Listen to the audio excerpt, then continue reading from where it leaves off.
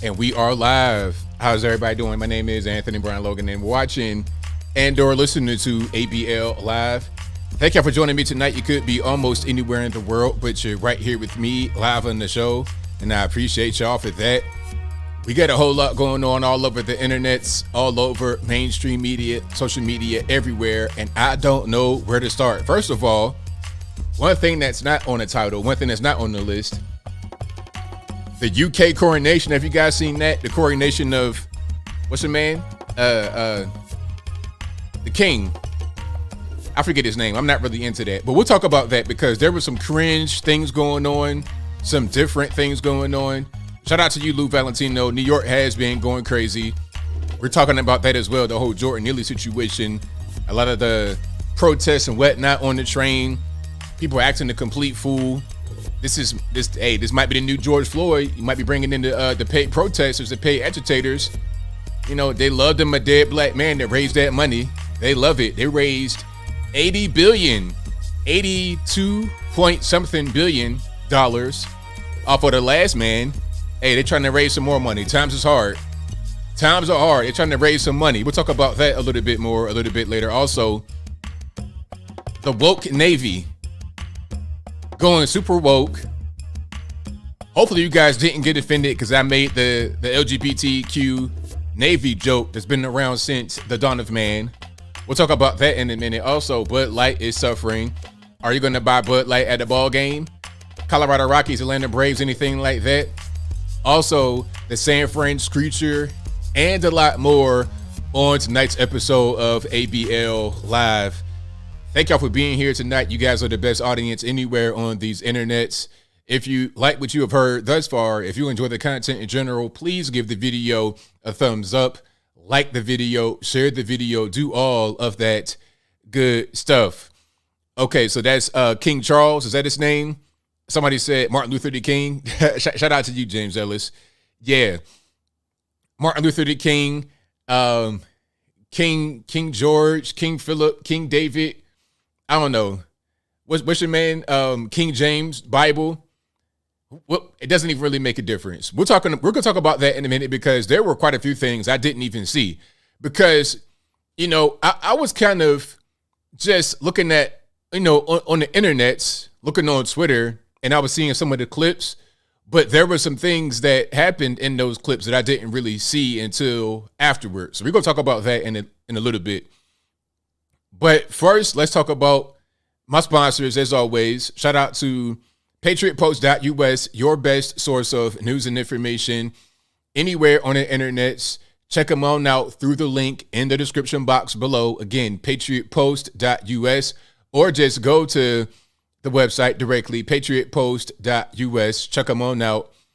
And go to my regular website, anthonyblogan.com. That is ANTHONY. The letter B, LOGAN.com. Once you go to the website and you go to the front page, you're able to find not videos. I always get that confused. You're able to find articles for each video that I produce, including full sources from left, right, politically agnostic, independent, whatever you want. So you can always fact check me about whatever I say. So if you ever have a challenge to say, hey man, where'd you get that tidbit of information from? Where'd you get that statistic? It'll be right there in the description of the article on anthonyblogan.com. And also sometimes I can't post certain videos on YouTube because of copyright, or they may say that it's too extreme or whatever the case may be. I could post whatever I want on my website as long as it's not straight illegal, of course. I could post whatever I want. Check it on out, anthonyblogan.com. Also go to the contact page, anthonyblogan.com/contact to find my email address, my snail mail address, and my other social media accounts, my Facebook, Instagram, Twitter. All that's right there on the contact page of the website. The email, of course, it's open for you guys. Please send me tips. Please send me news. I do read your emails, even if I don't respond. Please don't spam me. And what I mean by spam is you're sending me 100 emails per day. Please don't do that. That's not very nice. But if you're sending me emails here and there, I appreciate you guys. Thank you for what you do, because quite a few of your emails have become videos because I got a good tip from y'all out there in these streets. So thank you for that. And also my bi-weekly, I guess you would say, PSA. If you're ever wondering if you're talking to me out here in these internet streets, refer to the contact page on my website. So if you are conversing with a phone number or an email through text or whatever the case may be, and you're like, hey, I wonder if this is ABL. First of all, it's probably not me unless it's my email from my website, contact@anthonyblogan.com. Okay, it's my website. I own it. If it's not the anthonyblogan.com, if it don't come straight from my website, it's not me. Very simple. So when you reply to one of my videos on YouTube and someone replies to you that looks like me talking about Bitcoin, Forex, and WhatsApp and all this other nonsense, don't get scammed. Don't get robbed by my Nigerian cousin that I've never met before in my life. Okay, I don't know my Nigerian prince cousin that says he has 100 billion quadrillion naira in a Swiss bank account. Please don't get scammed in 2023. Ain't nobody got no time for that. If you email me after we're talking about, hey, is this you? Am I being scammed? The answer is yes. So don't do it. 2023, ain't nobody got time for that. We're trying to keep money in our pocket, not just give it away to these random losers on the internet trying to rob you of your money. All right. You guys are too good for that. Now, we got a whole lot going on these internets today. Let me see. Black Conservative Patriot was banned from YouTube. Well, hey, that's not very good. I don't know what happened. Hopefully he's able to fix that. But yeah, I have no idea. I'm just now seeing that for the first time. You know, I wish I had that meme of Trump saying, wow, I'm just now seeing that for the first time. Like, seriously. So I have no idea what's going on. But yeah, he had a good channel. So hopefully they bring that back and he's able to, you know, fix whatever the problem is. But we have a whole lot happening. There is so much going on. I don't even know where to start. We're going to get to the whole thing with Jordan Neely. I see somebody in the comments is saying RP Jordan Neely. I said RP Jordan Neely too, so hopefully that's not somebody trying to troll me. I just think that the guy had some mental issues and the issues didn't get addressed. And unfortunately, he's now dead as a result. So it is what it is. You know what I mean? It is what it is. All right. So we're going to get into all of that. But I kind of want to get into the coronation first. Can I do that? I didn't even plan on doing anything about that until I just started to go live. You know, I had my topics and everything from the week before or from the past few days. I had all my topics and I'm like, okay, I'm going to do X, Y, and Z topic. But now I want to talk about the coronation because there's actually quite a bit going on that we need to discuss. First of all, the coronation was cringe. The coronation of King Philip, George of the Jungle, King James, Bible, it was cringe. King Charles III has been coronated as the king because obviously the queen died, Queen Elizabeth, she died. So her son, Philip, at 70-something years old, becomes the king. Now, we all know Charles's first wife was Princess Diana. Okay, that's Harry and Philip. Is that the boy's name? The other boy that might be the king. Y'all gotta please pardon me. I'm not really up on my British knowledge because of a little something right there. I'm not really up on my British knowledge, so y'all please bear with me. But I know that Princess Diana died back in the 90s. And if she didn't die, then she would be the queen right now rather than his second wife. I think her name is Camilla. Again, y'all please fill in the blanks for me. You guys are much smarter than I am. You guys know more than me. So let's get into it. There is a whole lot going on that I want to speak about. Okay, first, there's the whole cringe with Ukraine. Oh, yes, Ukraine is involved here. Now, we all know how people want to virtue signal for Ukraine, talking about Ukraine. You know, they're so beautiful. Zelensky, He's not on cocaine. He's not a robber. He's not a scammer or nothing like that. Oh, they love them some Voldemort Zelensky, right? He is the it guy of the people that want to virtue signal. That's their guy. But in UK, during King Charles III's coronation, they have taken their love for Ukraine to a whole new level. Let's check it out, shall we? Now, here we go right here. Do you see this? Look at this. Okay, this is from Kiev Post, okay? First Lady of the United States, Jill Biden, with her granddaughter, Finnegan Biden, showed support and solidarity for Ukraine with the colors of the outfits at the coronation ceremony of King Charles III. So we're seeing that they have on the Ukraine colors.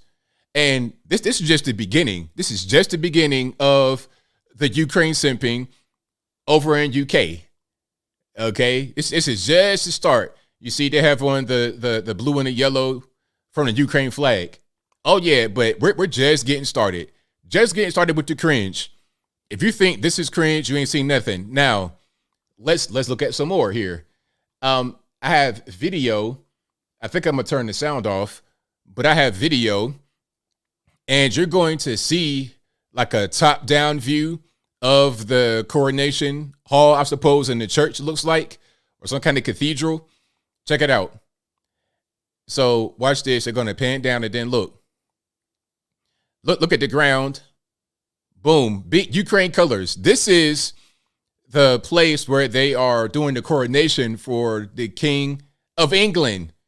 I thought the UK flag did not look like this. I thought it had like the red, white, and blue from when they used to be part of, when we used to be part of them. That's where we got our colors from, right? This right here, what's going on with the blue and the yellow? Yeah, so they said that King Charles chose this color scheme for his coronation. Now, I don't know about y'all, but if I am the patriarch of a nation, I'm the ruler of a nation, I'm the king, I'm not going to have another country's colors on my coronation day. No way, no how. Let's say, for example, they just created a brand new king of the USA, and they wanted ABL to be the king of the USA. Let's just say that happened. Okay, when they put that funny helmet hat on me and give me my scepters made of gold and wrap me around in a gold chariot, you know what I'm gonna do? If we go to some random church and they want to coordinate me, I'm gonna have red, white, and blue. I'm not gonna have some random other country's color or another country's flag. I'm not gonna do any of that. That's just me, though. I don't know about you guys. That's just how I would rock. But hey, it is what it is. All right, it is what it is. Yeah, there's more flags with blue and yellow, but they specifically said that they were doing this for Ukraine. Absolutely. That's what they said that they were doing. So that's what's going on here. And there's more cringe. Hold on. There is much more cringe. Now, of course, they have the whole thing with the scepters and everything else when they put in the crown on them.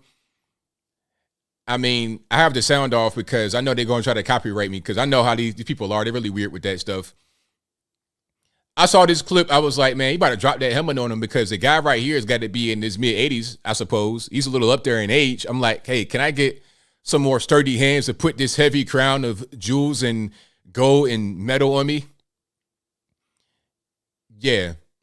So a lot of people, in all over the world, they're watching this. They really in tune with the crown. I just thought it was weird personally. I know that crown's got to be super heavy, and holding them scepters like that, I don't know. I don't know. And then he says, what do you say? God bless the king. God save the king. Oh, God save the king. That's what he says. Okay. So yeah, with Ukraine colors on the ground, Ukraine colors on the Lizard King. A lot of you guys are talking about that, talking about the lizard people, the Lizard King, and whatnot. And to continue on with that theme, here's a question: What's this? What's that? Do y'all see that? What's that? Who that? What is going on? What does that look like to you? Like, what's going on here? I think it might have been video just as well. Okay, can we get video of the person walking? Yeah, what's going on here? Who is this? What is that? I'm a Grim Reaper. That's what it looks like to me.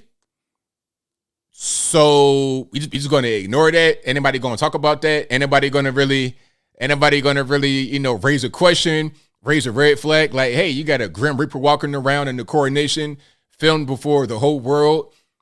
Like 100 million people watching this, and you just got a Grim Reaper just walking in the background. Who get ready to die? Are they just letting it all hang out? It's like, man, forget it. It's 2023. Anybody got time to try to hide this stuff? Just let them hang on out. Yeah, death. they don't put death on TV. What in the world's going on? Who gonna die? Biden in his Halloween outfit, hilarious. Like, what is going on? Okay, so that's some crazy cringe symbolism. Carolina Reaper, it's Biden. That's Putin trying to get in. Hilarious. Is Zelensky? Could be Zelensky. Was the scythe photoshopped? Yeah, somebody might have photoshopped the part. Yeah, somebody might have put that part in there. The scythe.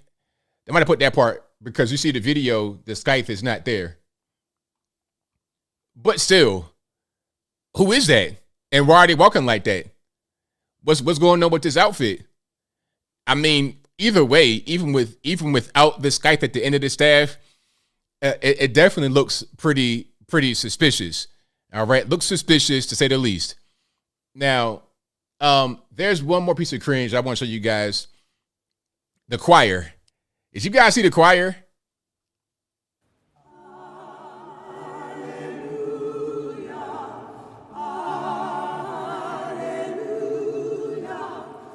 This is the Ascension Choir. They're performing Alleluia as part of the King's coronation service.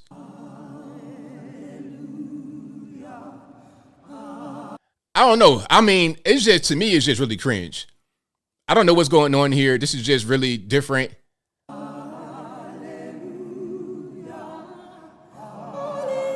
I cringed throughout this every clip I saw. I was just like, yo, what is happening here? Cringe, to say the least. So yeah, shout out to the choir, shout out to the Grim Reaper, shout out to these 1,000-year-old people who are all kin to each other in some kind of way, having their coronation. It is what it is. So yeah, the choir, it was cringe showmanship. Yeah, definitely. The race element is obvious there. I mean, you got an all-black choir with an all completely 100% white coronation ceremony. They didn't even have Meghan or Harry, and Meghan is about a teardrop of black at best. Completely cringe. Like, is this some type of? Do I have to say it? Must I say it? I'm getting slavery, antebellum South vibes. Okay, straight off the ship in the 1600s is that's what kind of vibes I'm getting. I'm sorry. Nothing against the choir. I don't know about them. They might be great people, but the optics, I mean, if you were to put them in like one of those slave movies or one of those miniseries, they fit right in. They would fit right in. Okay. Like, look at this right here. Straight off the boat. 1700s, 1600s. I mean, I don't know. It's cringe. Cringe is what I wanted to call it. I just wanted to cover that right quick because that was on my chest. And we have a whole lot more to get into on the show today. If you like what you're hearing, please give the video a thumbs up. Like the video, share the video, do all of that good stuff. That'll help me out tremendously. I said slavery. Yes, I did say it. I had to say it. Sometimes I gotta just speak my mind. I mean, I'm not saying that's what it is. I don't want anybody to get offended and triggered and butthurt, but I just gotta speak my mind. It is what it is. Super cringe. Okay, you got the Grim Reaper walking around in the background. You got the old the slave hymnal happening. You got this 1,000-year-old man, lizard man, holding these scythes, getting ridden around in the golden chariots. It's a mess. It's a complete mess. All right, we got a lot more to talk about. Where do I begin? I don't even know. Oh, speaking about global affairs, global issues, your man Tedros from the World Health Organization says that the C-19 scam plan pandemic, as far as a quote-unquote global emergency, is over with. Now, welcome to 3 years ago. Welcome to it was never an emergency. Welcome to I'm not surprised. It's not been a big thing for me. It's only an emergency if you weigh 1,000 pounds, if you are very, very old. Everybody knows what it is at this point. Everybody knows what it is.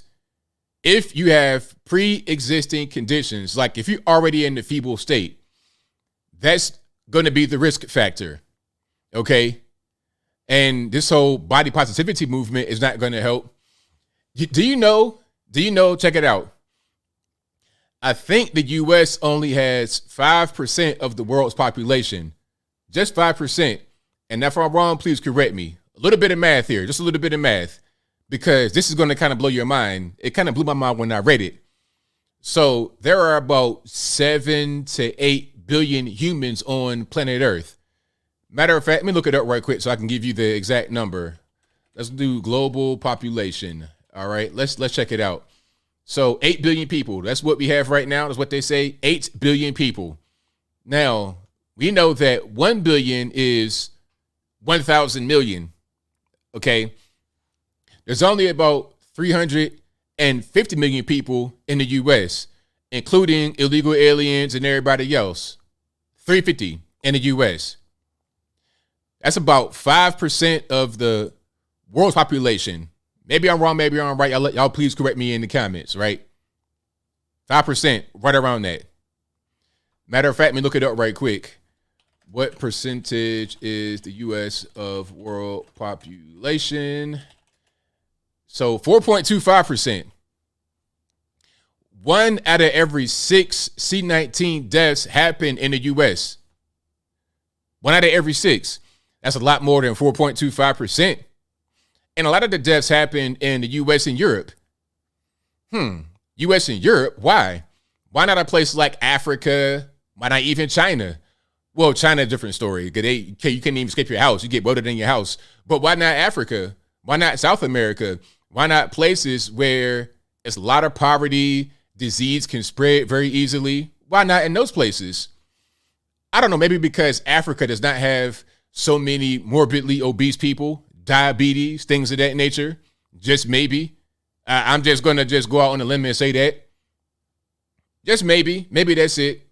1 out of every 6 C-19 deaths happen in the U.S. Why? Because so many obese people, and that's who it primarily attacked. A lot of diabetes, things of that nature. That's what's going on. We can kind of see what's happening here. Okay. Yeah, but the flu vanished. That's right. I remember that FM 304. Yeah, talking about some the flu.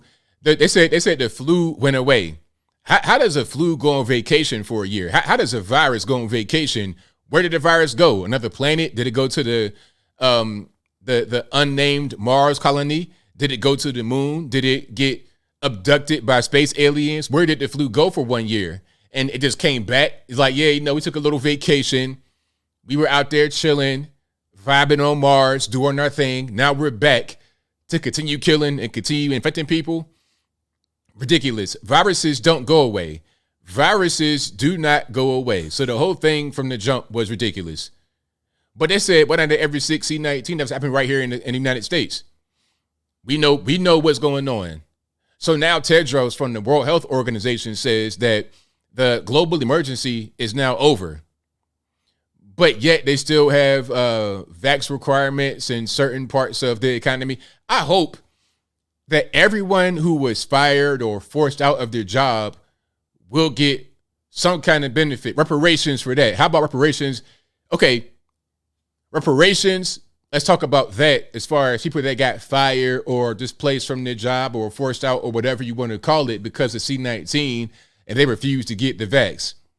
Let's talk about that part because we now know that it's not really a big deal. We're pretty much, 100% back to normal. Ain't nobody wearing those cringe masks anymore. Remember that whole era of the mask wearing? The dumbest thing in the world. So we have the deadliest virus ever, according to those that wanted to scare us to death. The deadliest virus ever. You could just come in contact with it, kill over, and die right there on the spot. You think your football jersey is going to block out those particles? You think that this mask made by some dude in his bare feet in India, putting this foot fungus on your mask is going to make a difference? Hold on. I got to play the video. You know, I got to play the video. If you guys have not seen it, you're going to, hey, man, get prepared. If you don't like feet, then don't watch it. Hold on. Let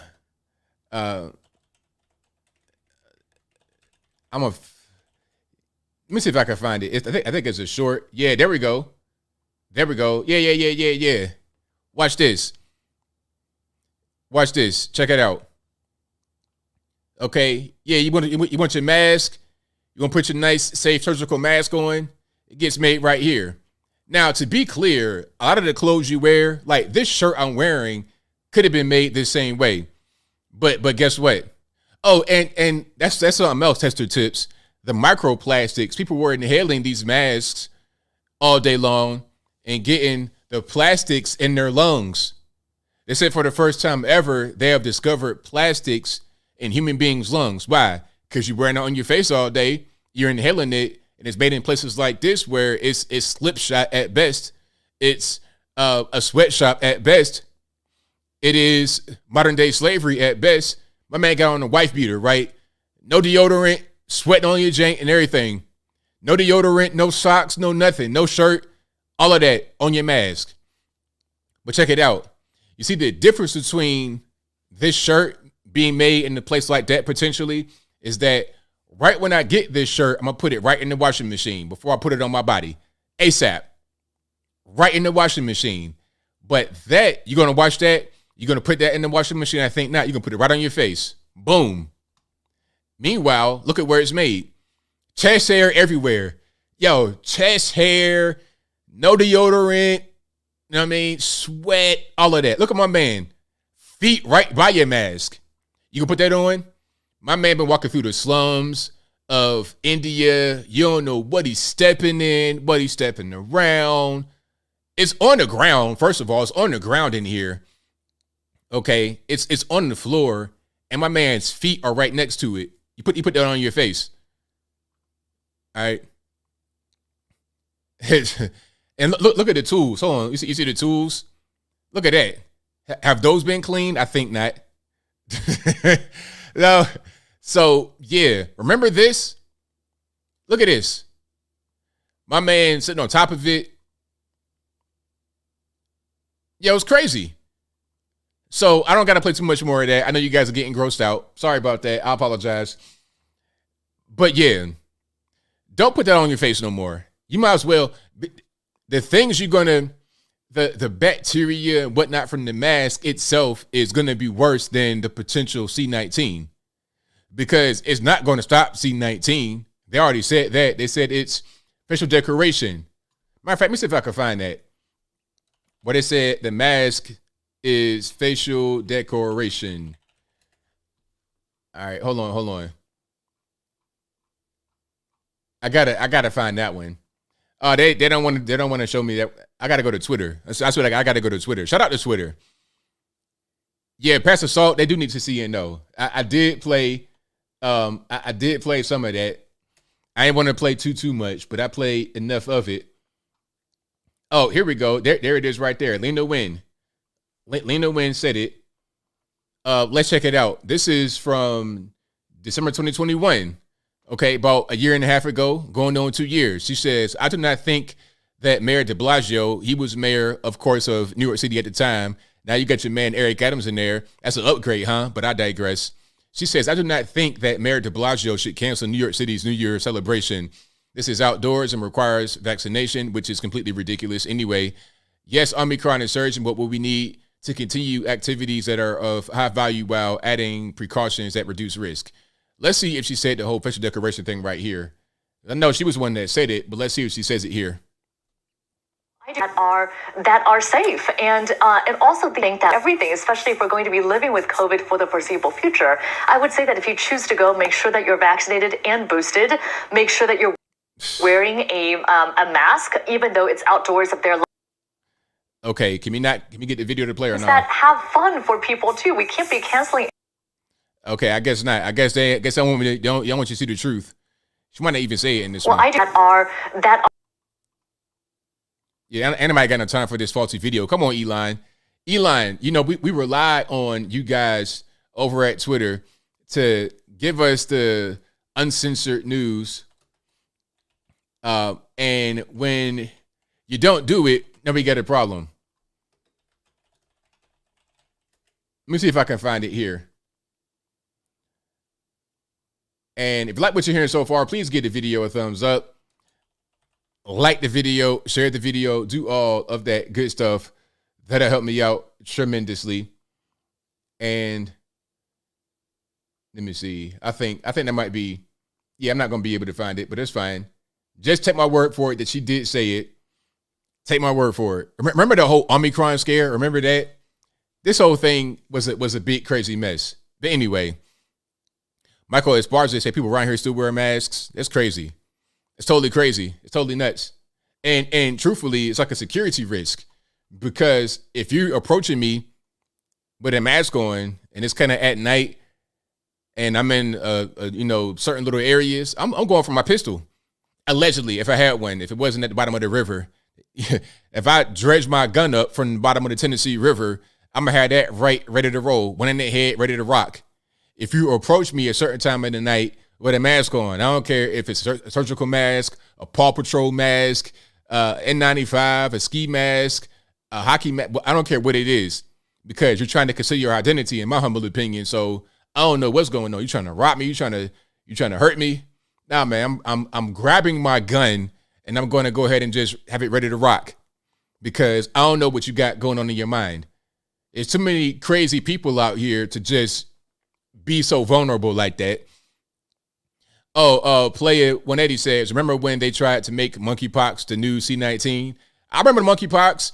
You know, I was having a little discussion with some moron on my Facebook page about that, which I shouldn't be doing, but I do it sometimes because I just want to, because it's fun. But I put a post up on my Facebook page. Yeah, I still do Facebook for, family members and people that follow me there. What did I say? I said, I want to get my words right specifically. I said, remember when they said monkeypox was an STD spread mainly among LGBT men, then dogs started catching it with the straight face, the straight emoji face, remember that though? It was a whole big scare, monkeypox, monkeypox, monkeypox. And then you know how crazy it was. This was during the height of the vaccination hysteria. Everybody wanted to get the vax. Not everybody. You guys didn't want to get it for the most part. But it was a big thing among people to want to get the vax. As soon as they said it was a new virus, everybody was like, yo, where the vaccine at? Didn't care about how they got it. Didn't care about the development of it. Didn't care about the side effects. Yo, let me get that. People were so afraid they didn't take the time to be like, hey, what is this? Where did it come from? What's going on? They didn't ask any questions. They just said, yo, put that in my veins right now. They could give you straight HIV and a vaccination shot. You don't even care. I mean, it's crazy. They could say, hey, this vaccine contains a piece of HIV. They could tell you that up front, because people were so demoralized and so afraid, they would just take it and be like, yeah, let me go in and get that. It's crazy. It's totally crazy. Matter of fact, hold on. Remember this? I gotta find this clip. I gotta find this one. Remember the lady said, I don't care what's in the, what she say? The inoculation or something. I don't care what's in the shot. I'm just going to get the infusion. She said she don't care what's in the infusion. Hold on. I got to find that. I must find it. But that was the attitude of a lot of people. But monkeypox went away because what happened? Well, what happened was, first they said that it was going to affect everybody and it came from Africa and things like that. And then they realized that it was affecting the LGBT population, and specifically gay men. It was affecting them. They're talking about, it was coming from rubbing on sores and skin contact. And then they said that, it wasn't even about skin contact. It was about sexual contact between men, specifically between men. That's what they said. It was an STD. And I said that, and people got offended. And it's like, well, I have the actual evidence here. I have the evidence. Hold on. This is from NBC News. You see right here, sex between men, not skin contact, is fueling monkeypox. The claim that skin-to-skin contact during sex between men, not intercourse itself, drives most monkeypox transmission is likely backward. So they're talking about, it's an STD.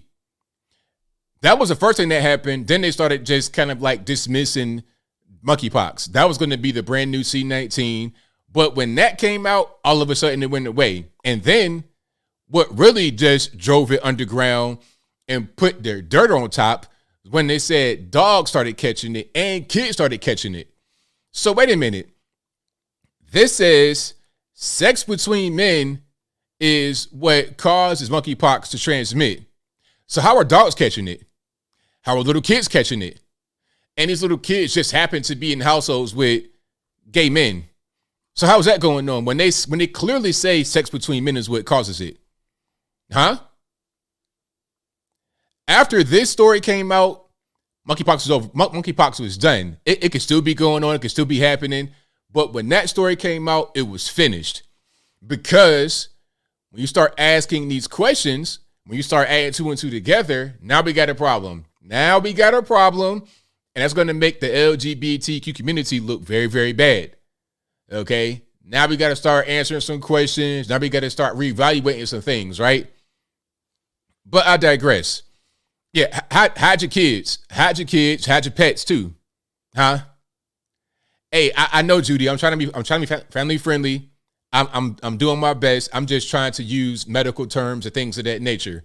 All right? That's all. That is it. Fire Mission said a guy had monkeypox in his upper back. Hey man, people do some crazy things. People do some crazy things. I mean, I've been around a lot and I've seen a lot of different things.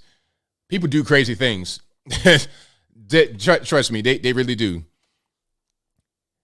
Yeah, it was all over the place. It was all over the place. So we're going to get into a lot more here. If you like what you're hearing so far, please give the video a thumbs up.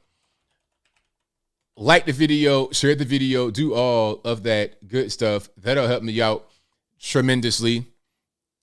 Yeah, it's a lot of stuff happening out here in the world. Changing the subject, Jim Adams. Hey, man. Hey, I know these are some rough topics, but I had to go ahead and get them knocked out because, hey, man, it's elephants in the room. What are we going to do? I got to address it and keep on rocking and rolling here. And speaking about LGBT and stuff like that, let's speak about the woke Navy. Now, I came across a video that was offended that I was talking about the Navy because I addressed a stereotype about the Navy, about them being LGBT and all of that. The Navy. I got that from Rick James. You guys may have seen the Chappelle Show back in the day. Remember Rick James, F your couch, all of that. Well, I think there was some behind the scenes footage, or it might have been during the show, where Rick James was talking about Charlie Murphy being in the Navy. And he was, joking at him about it because he came back from the Navy and then went straight to the party scene in the 80s with Rick James and his brother, with Rick James and Charlie's brother, Eddie Murphy. And it was a big joke about the Navy being gay. That's been a joke for a long time. It's not really serious. It's not meant to be offensive. If you're not, shout out to all the Navy vets. My uncle, meaning my mom's brother, was in the Navy and retired after I don't know how many years. I was young when he retired. He did his full 20 plus some, and he's still an engineer right now from what he learned while he was in the Navy. Straight from West Virginia to the Navy, so shout out to the Navy. But we all know there's a stereotype about the boat boys. I mean, being from Virginia especially, we're right there by the biggest naval base in the world, right there in Norfolk, NOB. Okay? My mom used to work right there. My uncle was in the Navy. My dad was in the Marine Corps, then became a firefighter. I come from a military family. You know, my granddad, my dad's dad was in the Navy, I think. Yeah, I think he was in the Navy too. So, yeah. But it's a joke. It's a running joke about the boys in the boat becoming girls on the boat. That's just what it is. And it's all kind of jokes. They say it's all kind of military stereotypes that I know about coming from a military place in Virginia. A lot of military out there. Like being from Hampton Roads, 7 cities, you're going to be in the military, have family in the military, know somebody in the military, or something. You're going to be just 1 degree from it or in it. That's just what it is. But anyway, they say the Marines eating crayons. That's the main thing about them, crayon eaters. Air Force, you're going to be big brain rocket scientist, 1,000 IQ. The Army, what's their thing about the Army? I'm not really sure about the Army stereotype. But I know Air Force, you got to be big brain, 800 IQ. Marine Corps, crayon eaters, Navy, LGBT, cross-dressing, Oscar de la Hoya, wearing heels. That's on the military stereotypes. But it's all in fun. It's not to be offensive. Yeah, military adjacent. That's right, Green Springs. Very military adjacent. Yeah, shout out to Jericho Green. He was in the Navy too. Yep.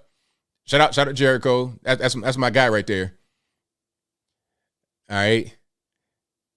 And let me see. I'm reading some of the comments here. But yeah, so that's what I was talking about. But they had an influencer that I don't want to say hired. That's the wrong word because he said he didn't get paid.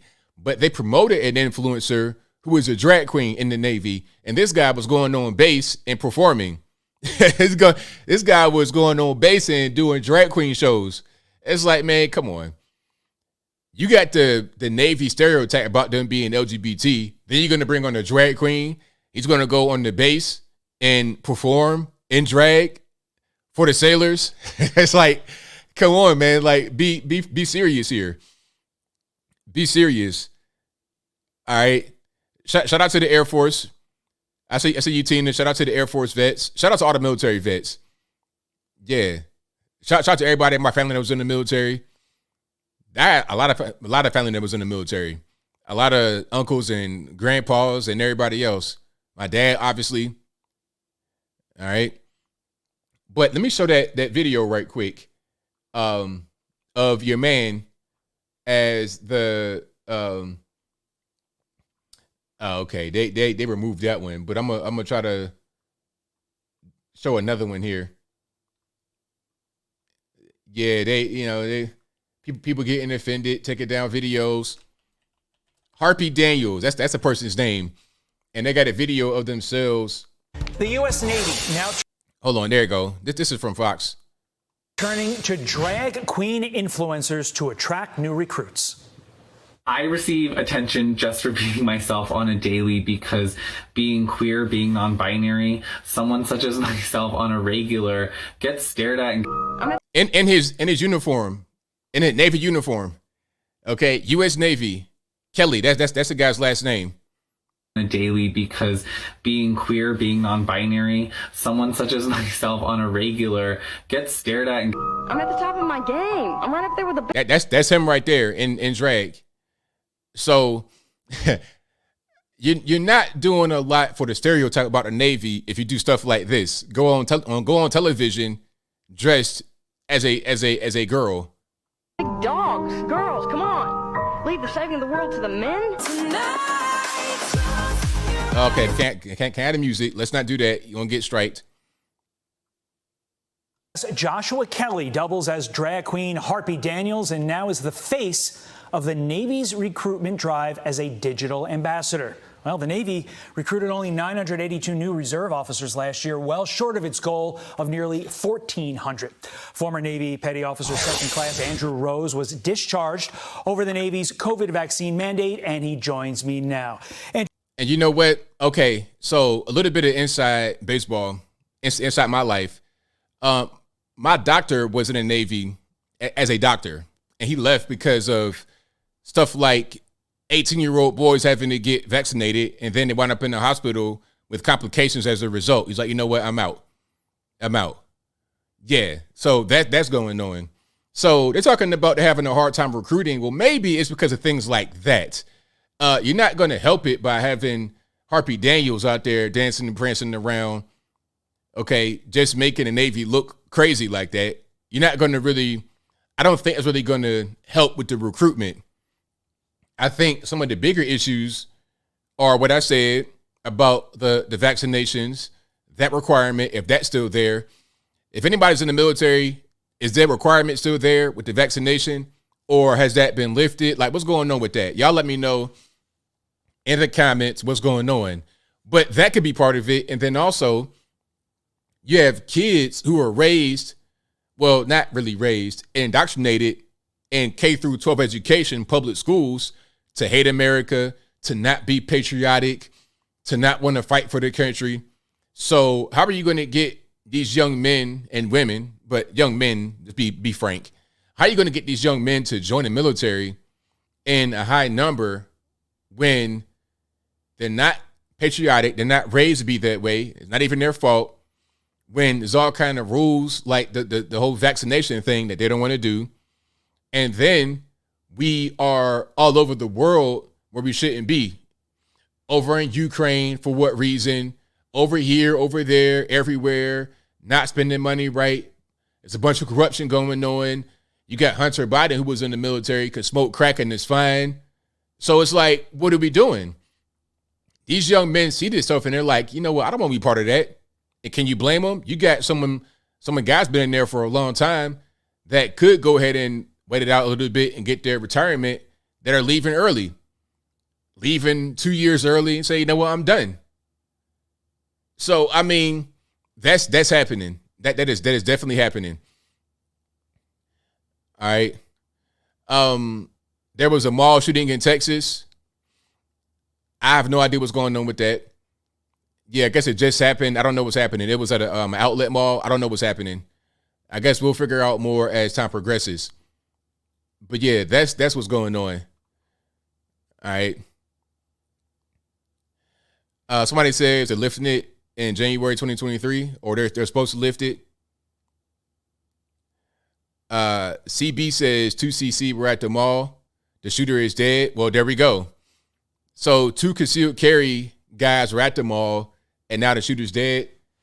Let me see if I can pull it up right quick. Give me a little bit of time, just a few seconds to, see exactly what's happening.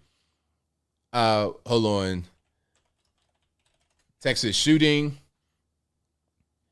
So active shooter at shopping mall in Allen, Texas. Multiple victims. Let's see. Texas authorities confirm multiple dead in Allen Premium Outlet shooting near Dallas. All right. So prayers out to Dallas.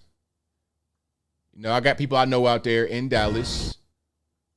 Can we get some sound, audio? This is a situation. All right, here we go. Little breaking news right now. Let's play it. John Scott, we continue our breaking news out of Allen, Texas, just north of Dallas, where there are reports of a shooting at an outlet mall.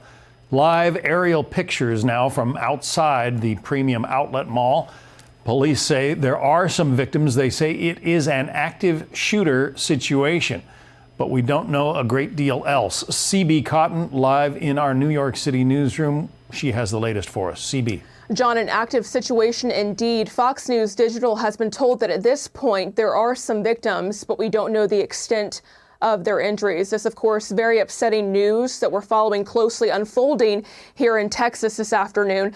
This shooting reportedly happened at about 3:30 at a suburban outlet mall some 30 miles north of Dallas. And at this point, John, we don't know much more beyond these initial reports. We're working to gather more details.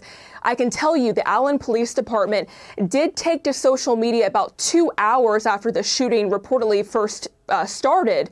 That the Allen Police Department took to social media at around 5:30 to ask people to stay away from the area.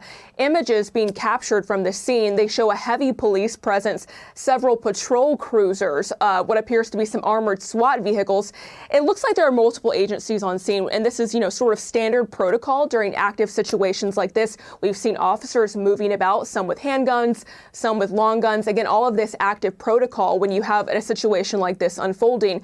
I've been watching social media, and I can tell you that multiple people who are there on scene who appear to have made it out okay. They shared some videos that they captured on scene, and you can hear what sounds like multiple gunshots. So some very upsetting news that we're following closely, working to gather more details. But again, John, So that's what we have so far. Let me see if I can read anything. Because the video was from a little bit earlier in the day, but the article has been updated since. Let me see if there's anything else. So there was 8 victims between 5 and 61 years old. I said there was like 30 gunshots. I saw 60 rounds of ammunition on the ground. Mother was at the mall with her daughter when she heard popping noises and saw sparks flying. We were outside the Converse store and we just heard all this popping. And like somebody just said, it's an outdoor mall. You see how it is? It's like you kind of walk around, go place to place. It's not an indoor mall. So, when you hear a mall, you may think like indoor, old school 90s, but this is more of a strip mall type thing, like a shopping center type situation. So people were outside, out and about, going to different stores. That kind of thing was going on. All right. So that's what's happening out there north of Dallas in the Allen Outlet Mall. I'm not sure if I'm saying that right, but that's what's happening. All right. Is that Collin County Cyber Chic chick? As for it, so my daughter lives in there and it's fine, thankfully. Well, I'm glad your daughter's fine out there as for it. So shout out to her. The adults back in office, the adults back in office, I suppose. Yeah.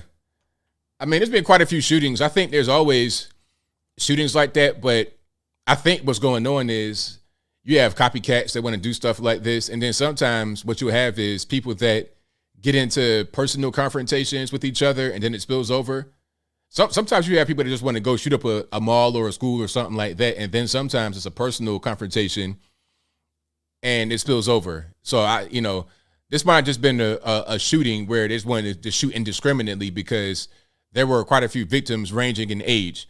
So I doubt it was something that was a personal situation. But one thing that I was told is that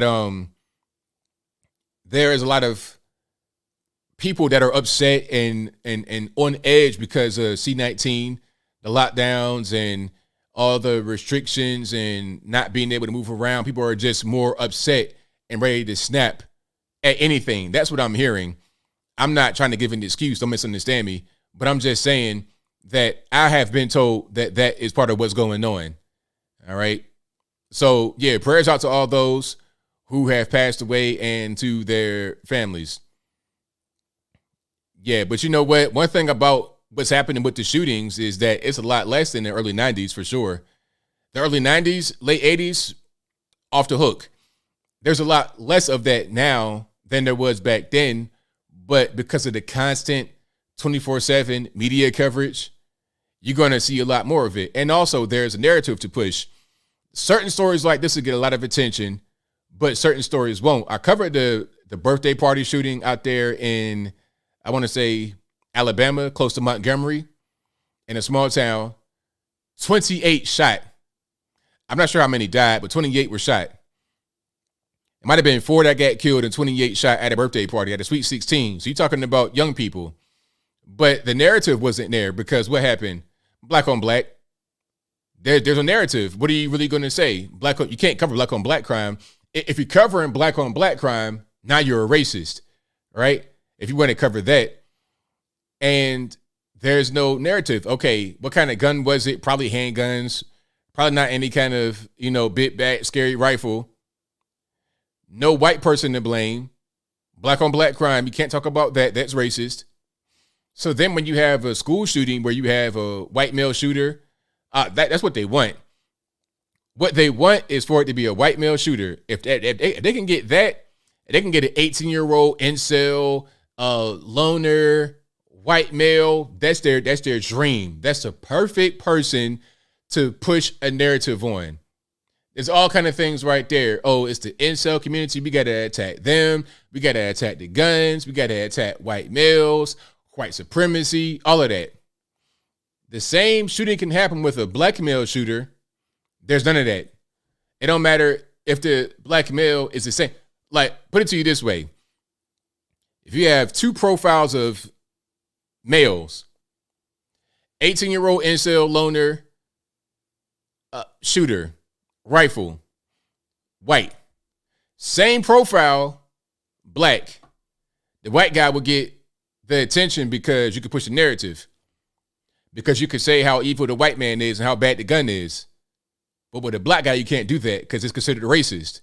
You see how weird things are in this society? So, and the point behind me going down this rabbit hole of a rant is to say that certain things are covered more than others because there's a narrative to push, whereas you can't do that all the time. It's simple. But anyway, I digress. George says, Candy Stripe male here. Yeah, I'm Candy Stripe too. I'm not black or white. I'm Candy Stripe. And I'm Puerto Rican a little bit. Okay. So shout out Ola, Odele, all of that good stuff. Anyway, if you like what you're hearing so far, please give the video a thumbs up. Like the video, share the video, do all of that good stuff. So that's happening. And again, prayers out to all those who have been affected by the shooting. I'm not sure about any deaths or the condition of anybody. I'm not really sure about that. So to all the victims, prayers out to them and their families. All right, we have a whole lot going. Thank you, Royalty, for the beard compliment. I appreciate you. But we got a whole lot going on here. Where do we continue? Let's get into your man, Jordan Neely. Speaking about shootings and whatnot, I'll stay on that theme and then I'll move on away from it afterward. But Jordan Neely, this is the guy that was choked on the subway, restrained or whatever you want to call it by the Marine vet. So there was this guy on the subway, Jordan Neely. He was known for being a Michael Jackson impersonator, but he was also known for being a menace on the subway. He had over 40 arrests or calls to police on him for harassing and assault and things like that, mostly near the subway. That was his thing. You see, he was known to be a Michael Jackson impersonator doing the performances, but then at a certain point that switched.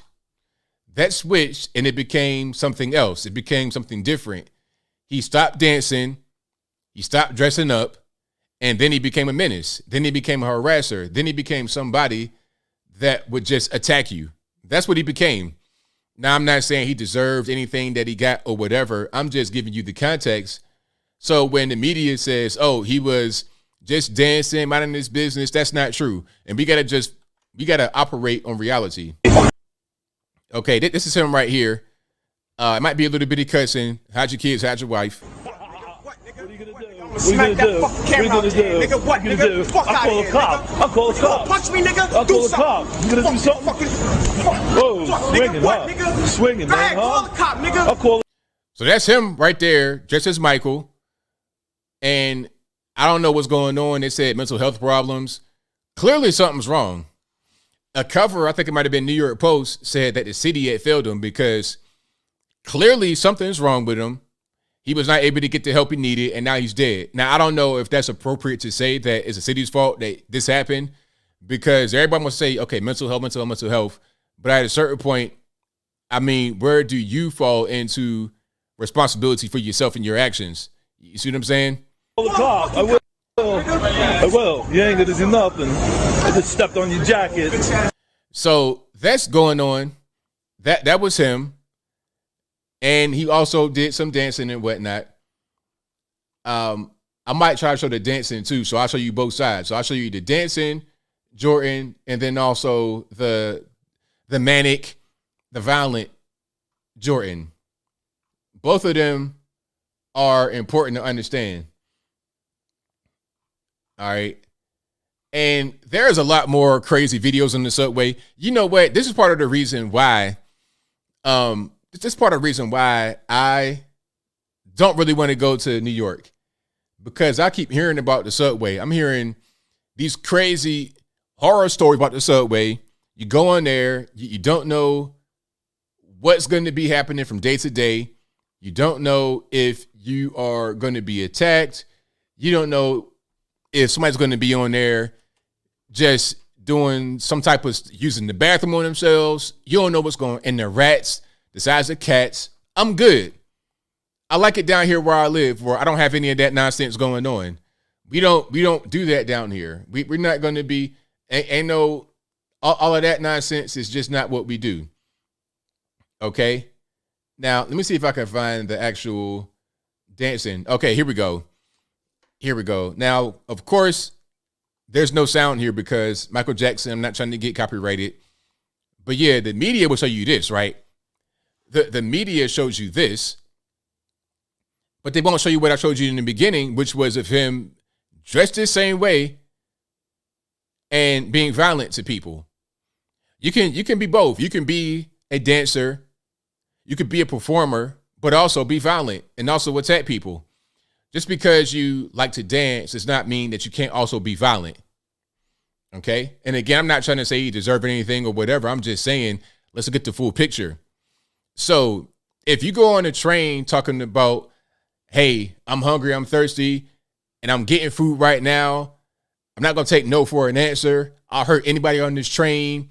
You're violent, you're threatening, and people are scared. They don't know what's going on. And you get restrained by a few passengers, not just one guy behind them, but it was a few guys, black, white, everybody were trying to restrain this guy. They weren't trying to beat him up. They were trying to restrain him. Now, the Marine probably took it too far because the guy shouldn't have died. But then again, why did he die? Can we get an autopsy? It's like, it reminds me of George Floyd so much because remember the whole thing with George Floyd, the knee on the neck, all this, that, and the third. Then they realized, oh, here goes some fentanyl in the system. Maybe that did it. Maybe that caused a cardiac arrest and not the knee on the neck. The knee on the neck or right by where it was is a move that was trained by the police department because it's typically not a dangerous move. It's to keep the guy calm and restrained. It's weird because they say, you know, police brutality. Oh, they keep beating up on people, shooting people. But then when they use less than lethal or non-lethal moves, and then somebody winds up dead or hurt, then they still say, oh, well, the police are doing too much. Well, what you want them to do? Okay, they're not using their gun. They're not using their baton. They're not using anything, any weapons. They're using just straight move like hand and body. And then that's still too much. You're not trying to choke them. You're not trying to do anything like that. You're trying to put pressure where it's supposed to be. And that's not enough. Speaking about George Floyd specifically, in this case, I think the Marine had him in the hold for too long.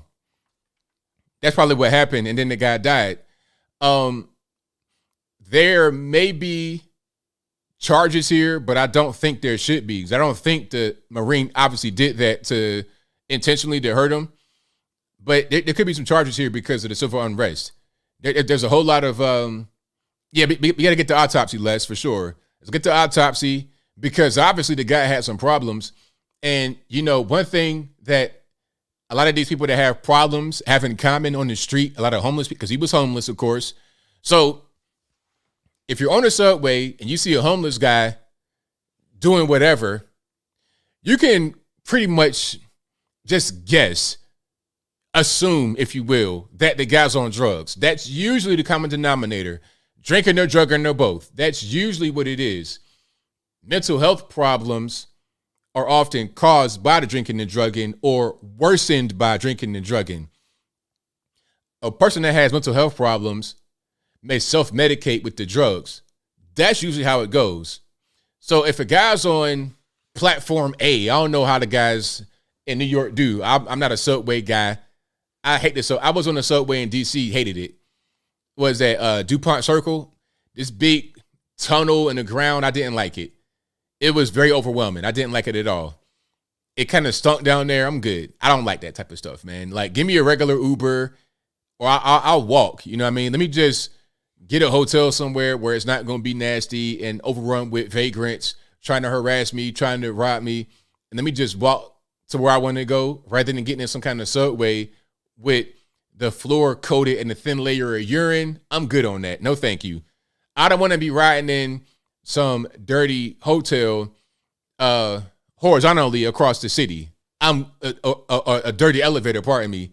I don't want the dirty elevator experience to go horizontal with a bunch of other humans on there that could be acting crazy. And the thing about it is, sometimes you be on like a subway car, like I was in DC. It'd be a guy there acting normal, like ain't nothing going on. And then when the doors close, crazy mode right away. It's like, man, look, I don't got no time for this, man. Get me out of here. I digress. So there is quite a few protests going on as a result of this. A lot of protests happening. Here's one.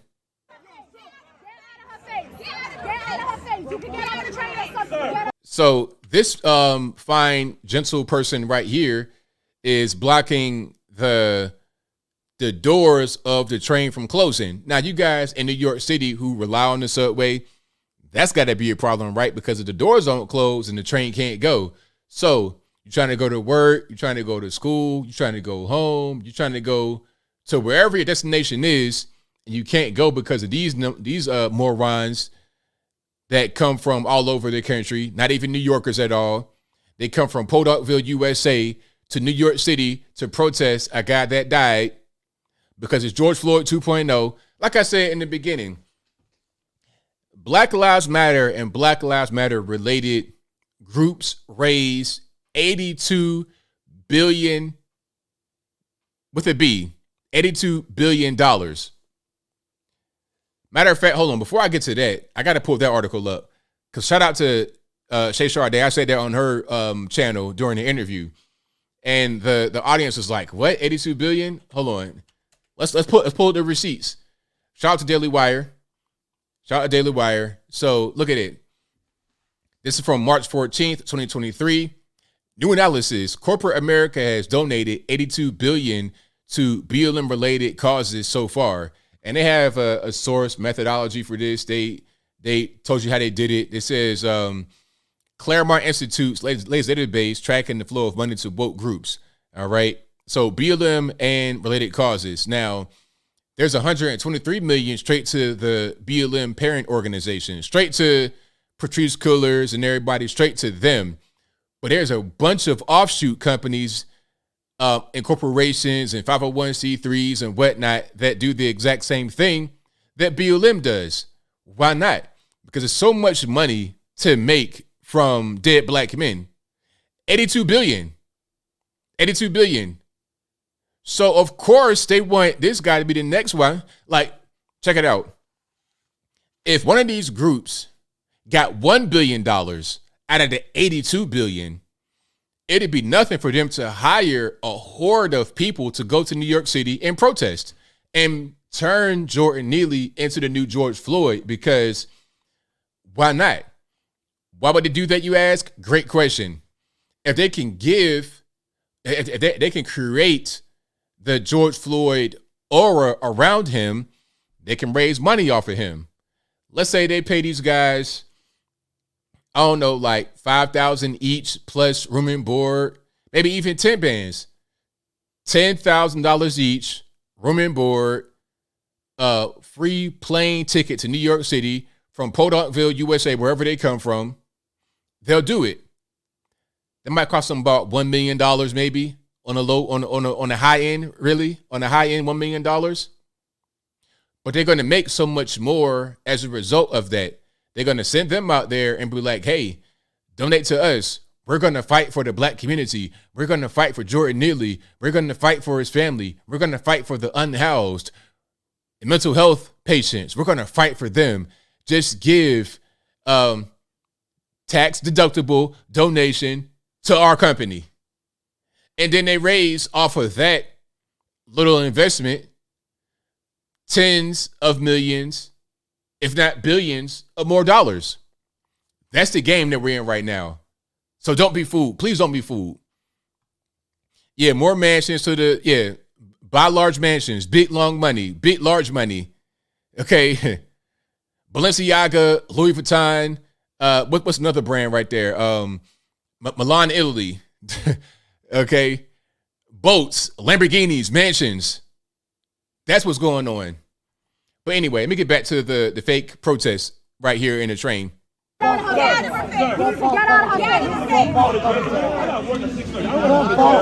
out of the train. Take it out the train. Bro, you hurting her right now. So the guy's like trying to get off the train and they won't let him get off the train. And he's black.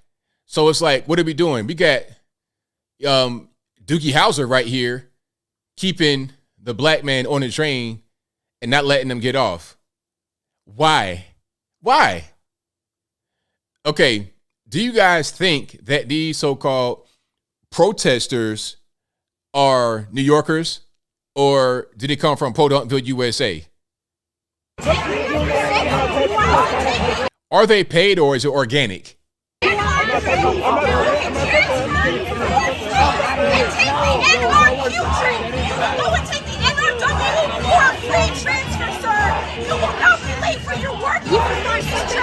So guys are trying to go to work. You hear that?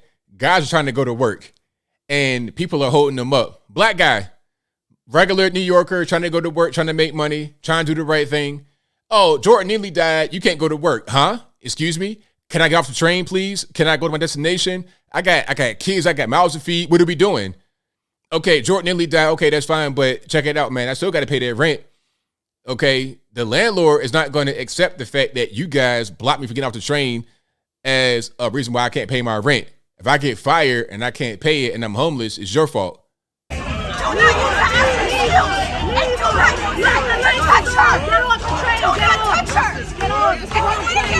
Great beard, by the way, officer. Get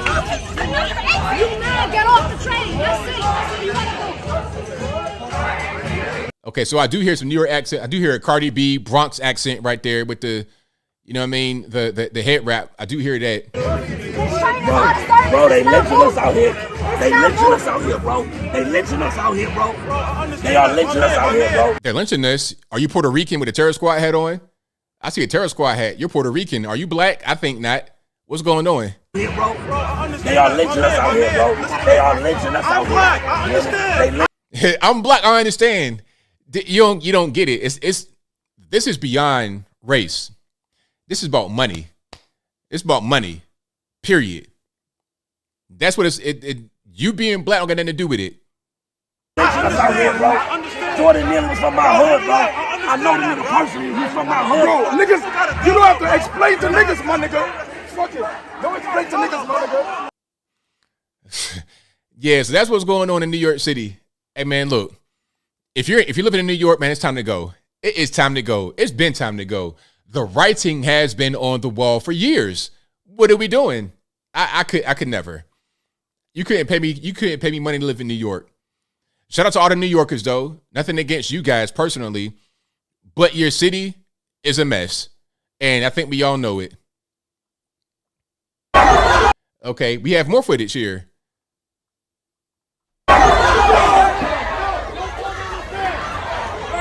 There goes the budget Cardi B from earlier with the head wrap on. Why she on the ground, I have no idea. Struggling with the police.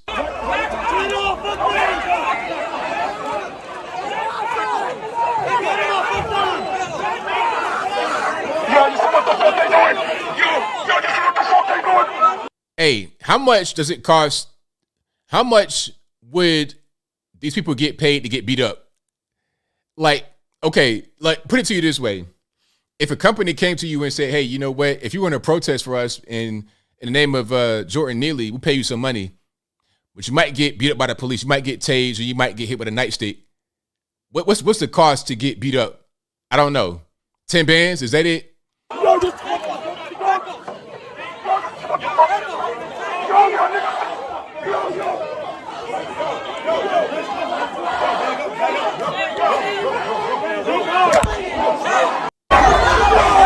know what? People talk about police brutality and it's so bad. Sometimes you need just a tad bit of some good old fashioned police brutality. A little bit, not too much though. Don't go overboard. Hear me out. To anybody that wants to cringe. Oh no, ABL, no police brutality. Hear me out. A teeny bit. Somebody said $500, $5,000, $50,000, 50 bands, please. 50 bands. Somebody would die for $50,000. Somebody would voluntarily die for that money. You hear me? Like, you got guys that would just go ahead and get shot and killed for that kind of money. I mean, what are we talking about? $500 to do the job, for sure. Absolutely. Now they're on the tracks. Listen, I'm not getting on the tracks because I don't know how the subways really work. Is the train going to stop when it's supposed to stop? I don't know where the electrified rail is. I'm cool.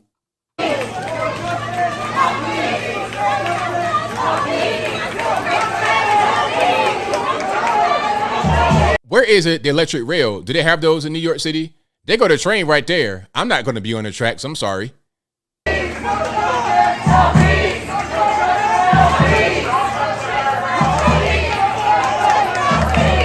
Is that the rail right there that's electrified that they're kind of like right on top of but not touching? Y'all please give me some context.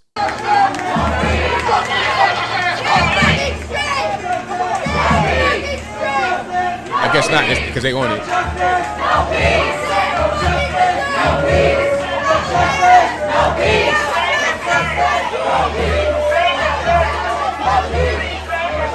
Yeah, no, he's on it, so it's not electrified.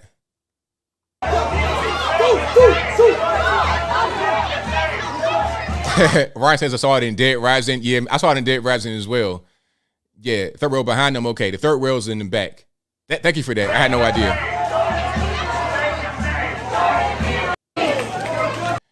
Yeah, so, I mean, it's a mess. It's a complete mess down there in New York. Here's some more.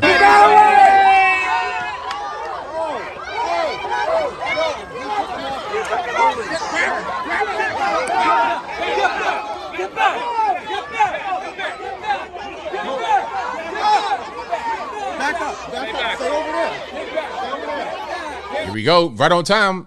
Election time. I told y'all. I said it on Twitter. It's like I said it in my video.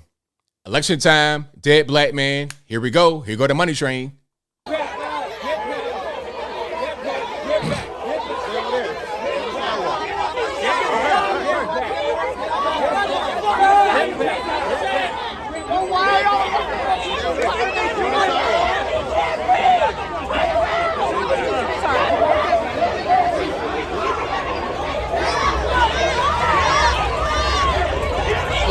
If you out there fighting the police, you gotta go, man. You gotta go. You out there acting the fool on the rail, on the subway tracks, man. You gotta go, man. We don't got time for this, man. Big rocks, little rocks. Okay, you guys could be making license plates. You can make a t-shirt. Matter of fact, how about this?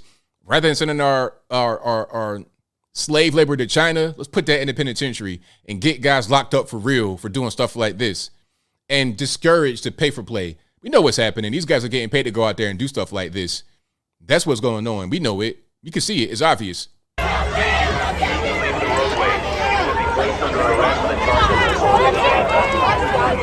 Yeah, cops got to be a little bit more hands-on than they were before because, you know, we realize that the trying to be soft and things like that don't work in these situations. It doesn't work because all they're going to do is roll over you because they got a financial motivation behind them.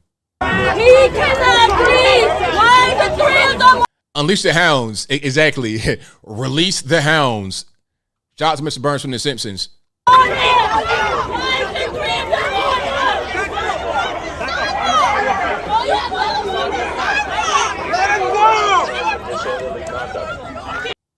Yeah, it's crazy. This meeting is over. God bless the United States of America and release the hounds. Release the hounds right now. Look at my man trying to get a little bit of airtime. Look at me. I want to be famous like DeRay McKesson. Look at me. I want to get some money. Look at me. I got an LLC. Look at me. I'm trying to get some money. Look at me. Hey, BlackRock. Hey, George Soros. I'm doing a good job, ain't I? I'm earning my money, ain't I? It's too much right in your face. It's too in your face. It's ridiculous. I cannot breathe! I cannot breathe! We can't breathe! Stop resisting! I'm calling the cops! Wait! Remember this? Remember that? You are fucking murderers. America's watching you. America's watching you. You are murderers.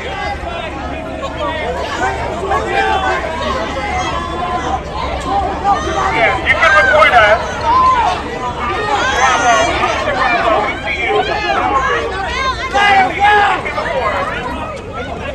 So yeah, that's what's going on. That's what's happening right now in the good old USA. Sir, you're way too old to be out there. Uncle, come on, Unc. What are you doing out there? Trying to find your grandbaby? You need to go back to the crib, sir. You're way too old to be out there.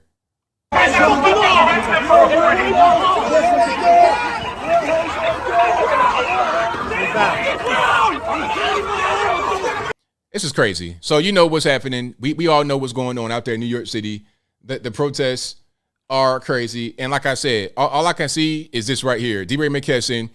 Remember this?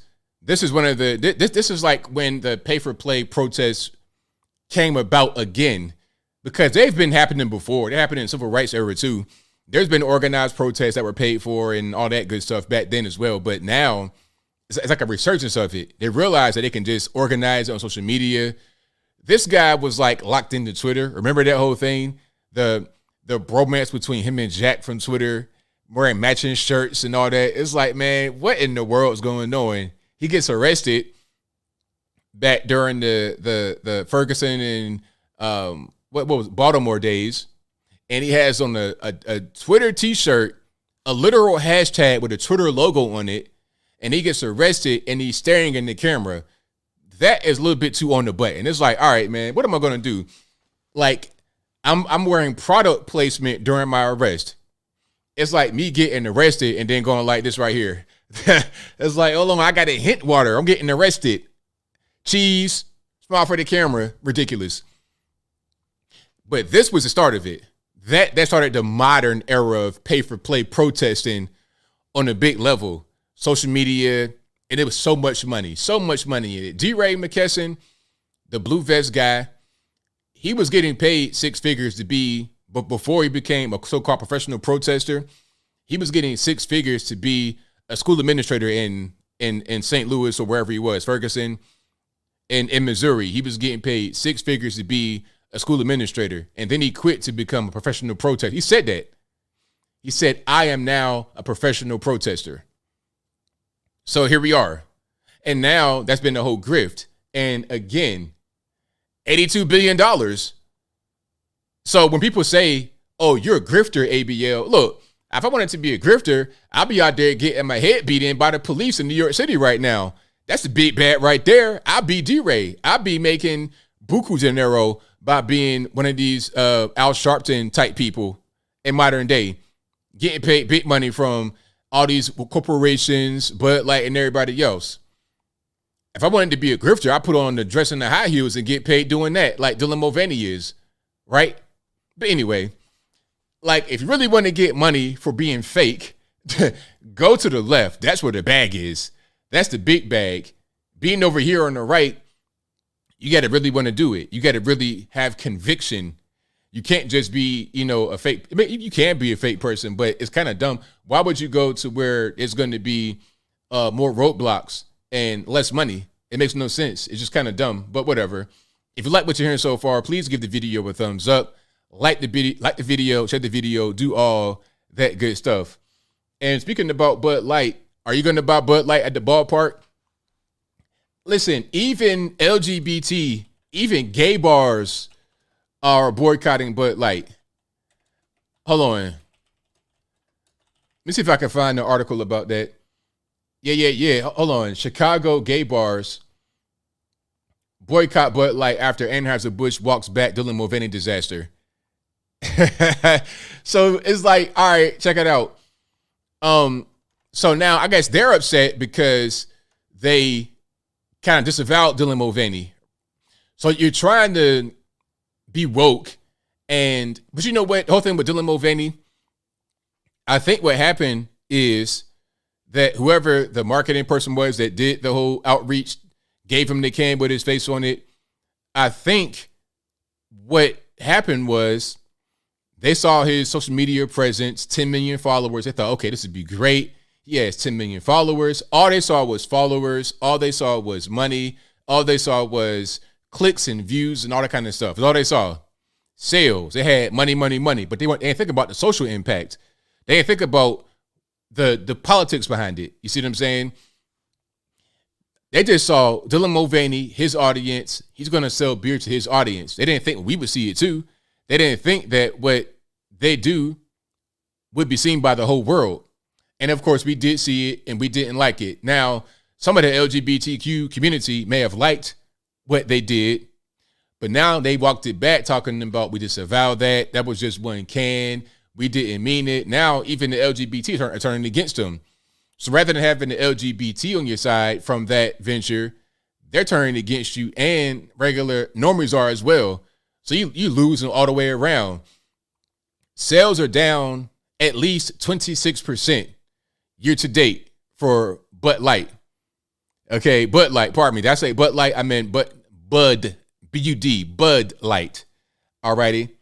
So that's what's going on. It's a mess. It's a complete mess. And now you got ballparks boycotting Bud Light.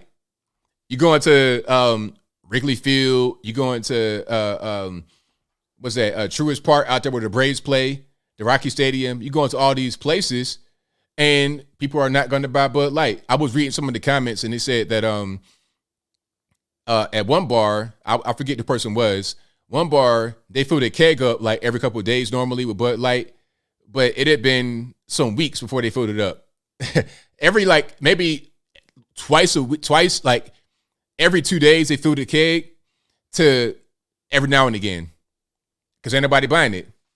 Ain't nobody buying it. Fenway Park, they're not buying it. Hold on. Let me see if I can find that video right quick of Fenway. And yeah, hold on, here we go. Guys, this is here we go. Shout out to New York Post for reposting this. Guys, this is so funny and bizarre. Look at that. That is the Bud Light. That is every single Bud Light stand here at Fenway Park in Boston. Right? We're at the Red Sox game. That's what the Bud Light cans are. Holy crap. They're in trouble. Somebody said, is that a big amount? 26%. That's a huge amount. Think about it like this. What if you got that as far as your pay decrease? Like, let's say you're at a job, right? And they say, okay, we're going to cut your pay by 26%. So 1/4 of your check is gone every week or 2 weeks, however you get paid every month or on a year to date. So put it to you like this.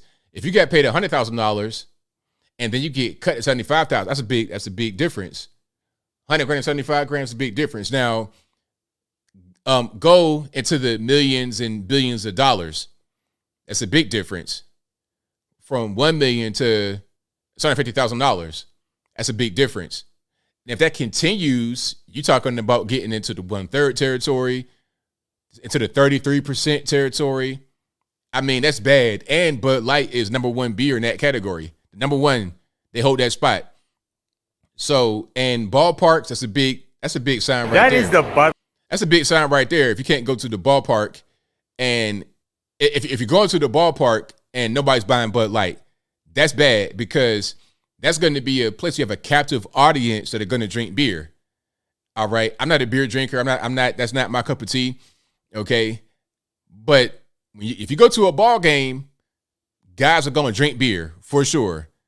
That's like the main thing to do at a ball game. And they just extended the final call at ball games to the 8th inning, I think. Normally they had the final call before the 7th inning stretch.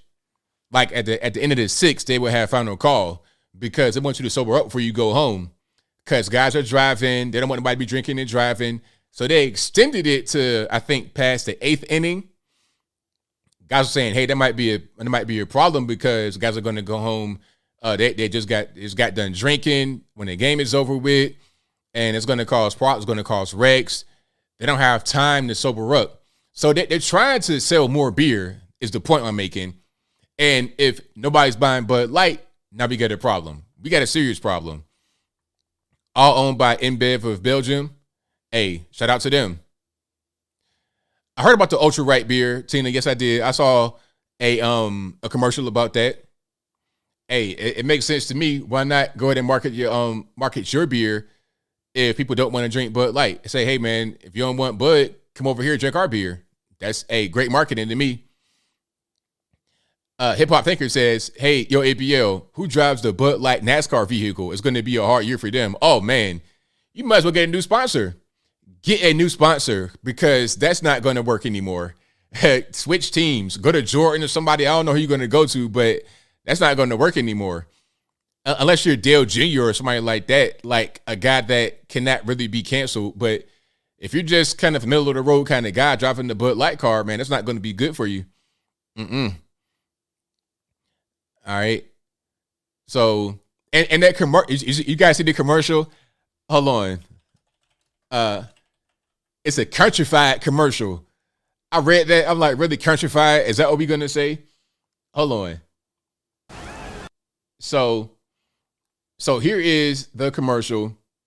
You guys may not have the like to dislike ratio visible on your Chrome, but I have it. I have an extension that shows you. So this is their new ad. I'm going to turn the sound off because copyright claim. They got music in it. But this is a new commercial they put out 9 days ago. 11 million views. Look at the like to dislike. Look at this. 28,000 dislikes to 550 likes. 28,000 dislikes to only 550 likes. I mean, that's bad. That's real bad. And of course, the comments are turned off. There's no comments on it, you know. So you got the girls running around in the short shorts and whatnot. They're playing country music. Okay, little country music playing in the background. They got Bud Lights. You got one guy with a bunch of girls. He's Alpha Chad. Having a good old time in the rain, mudding, country boots. Yeah, yeehaw. But, I mean, is that going to fix the problem? Is that going to stop the bleeding? I think not. I think not. It ain't going to stop it. And you know what the funny part is? They probably already had these commercials lined up for a while and done long before this whole controversy. So they were going to put it out regardless. It probably wasn't even a response to the whole Dylan Mulvaney thing, but it's going to be seen as that. Anything they do will be seen as a response to Dylan Mulvaney, but it won't be enough. Yeah, wet T-shirts, all of that. Yeah, it ain't gonna work. Damage had been done. They were chasing views. They didn't think that we would see it, and of course, we did see it. Oh yeah, that's right, Mountain High. Ain't that fratty? Yeah. Because what was what was that? A VP of marketing talking about something? Oh, we want to get away from the fratty type of atmosphere. It's really, how are you going to get away? How are you going to get away from fratty behavior with beer? That's what they do in college, is drink beer. That's like part of the whole thing. How are you going to say you don't want nobody to be engaging in fratty behavior when that's part of the college experience, is to drink beer? That's like saying you don't want it to be sporty when you go to a ball game and beer is a big part of the game. Football, definitely baseball, basketball to a lesser extent, they're going to drink beer. I mean, they're not going to drink wine at a baseball game. They're not going to drink shots of Jack Daniels at a baseball game necessarily. They're going to drink beer. Beer and pretzels and hot dogs and all that good stuff. That's the game. Okay, I done seen some guys do some weird stuff with the beer. Guys take a hot dog and take a straw and poke out the center of the hot dog and drink their beer with a hot dog. It's like, all right, y'all are doing way too much, but that's the culture of the game. How you gonna break away from that? Let me see if I can find that whole comment about fratty, the whole fratty comment. Oh yeah, here it is. Here it is. Let's go ahead and get a little bit of sound, shall we?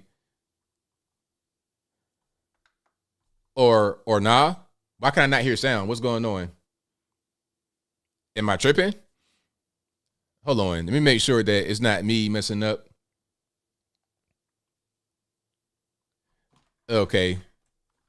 Why can't I hear the sound? Oh, it must be off. All right. Hold up. Let me do this right.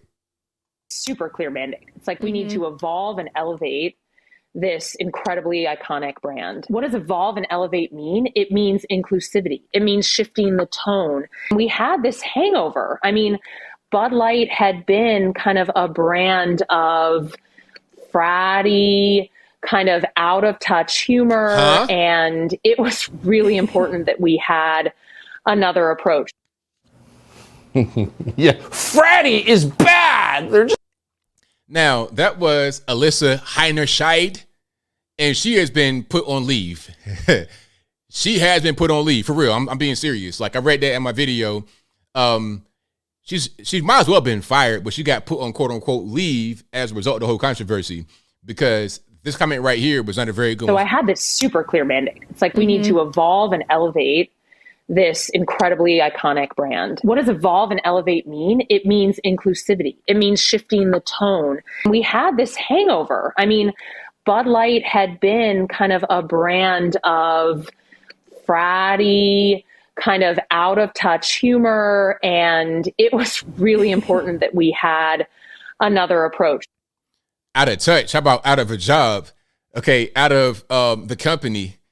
All right. How about that? How about that is what's happening right now to Alyssa Heinerscheid.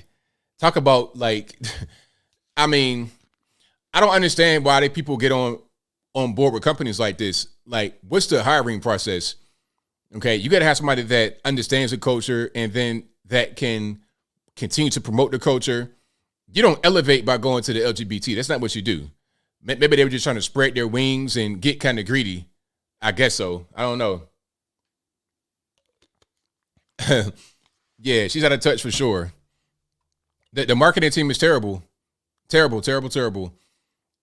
That commercial they put out just now with the mud and the cowboy boots and the countrified and the yeehaw, that was a good commercial, but not in the light of what's going on right now. You didn't already put your man out there dressed like Audrey Hepburn in Breakfast at Tiffany's. You already put him out there. So it's like, what are we talking about? Matter of fact, hold on. I cannot unsee that whole thing with Dylan Mulvaney. That was a crazy comparison the person made.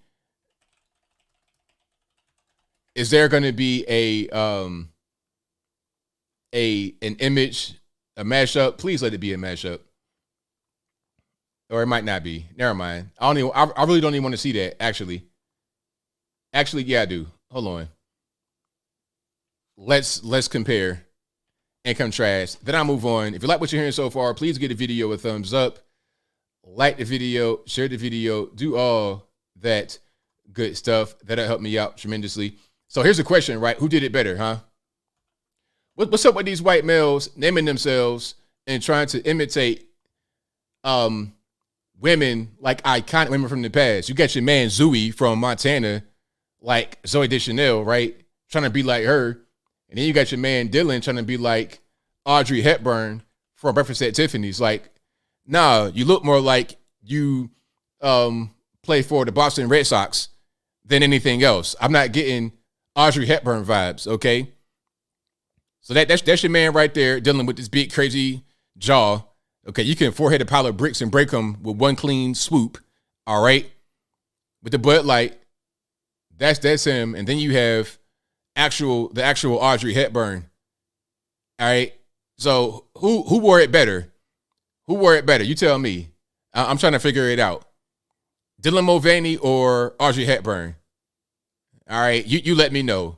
The actual biological beautiful woman or this character right here looking like somebody's second grade softball coach. Anyway, I digress. If you like what you're hearing, somebody you know the drill. Give the video a thumbs up. You know the drill.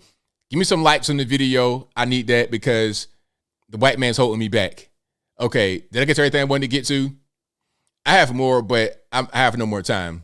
I got to get super chats and then the calls.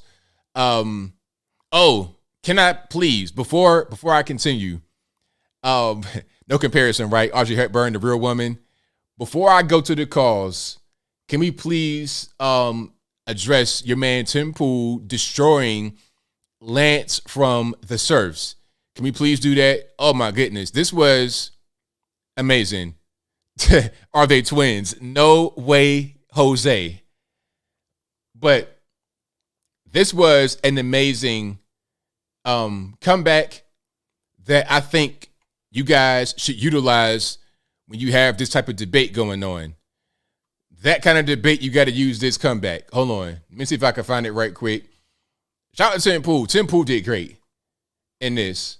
And shout out to Lance from the Serfs for going there, because a lot of leftists, they talk all kind of crazy nonsense in the chat.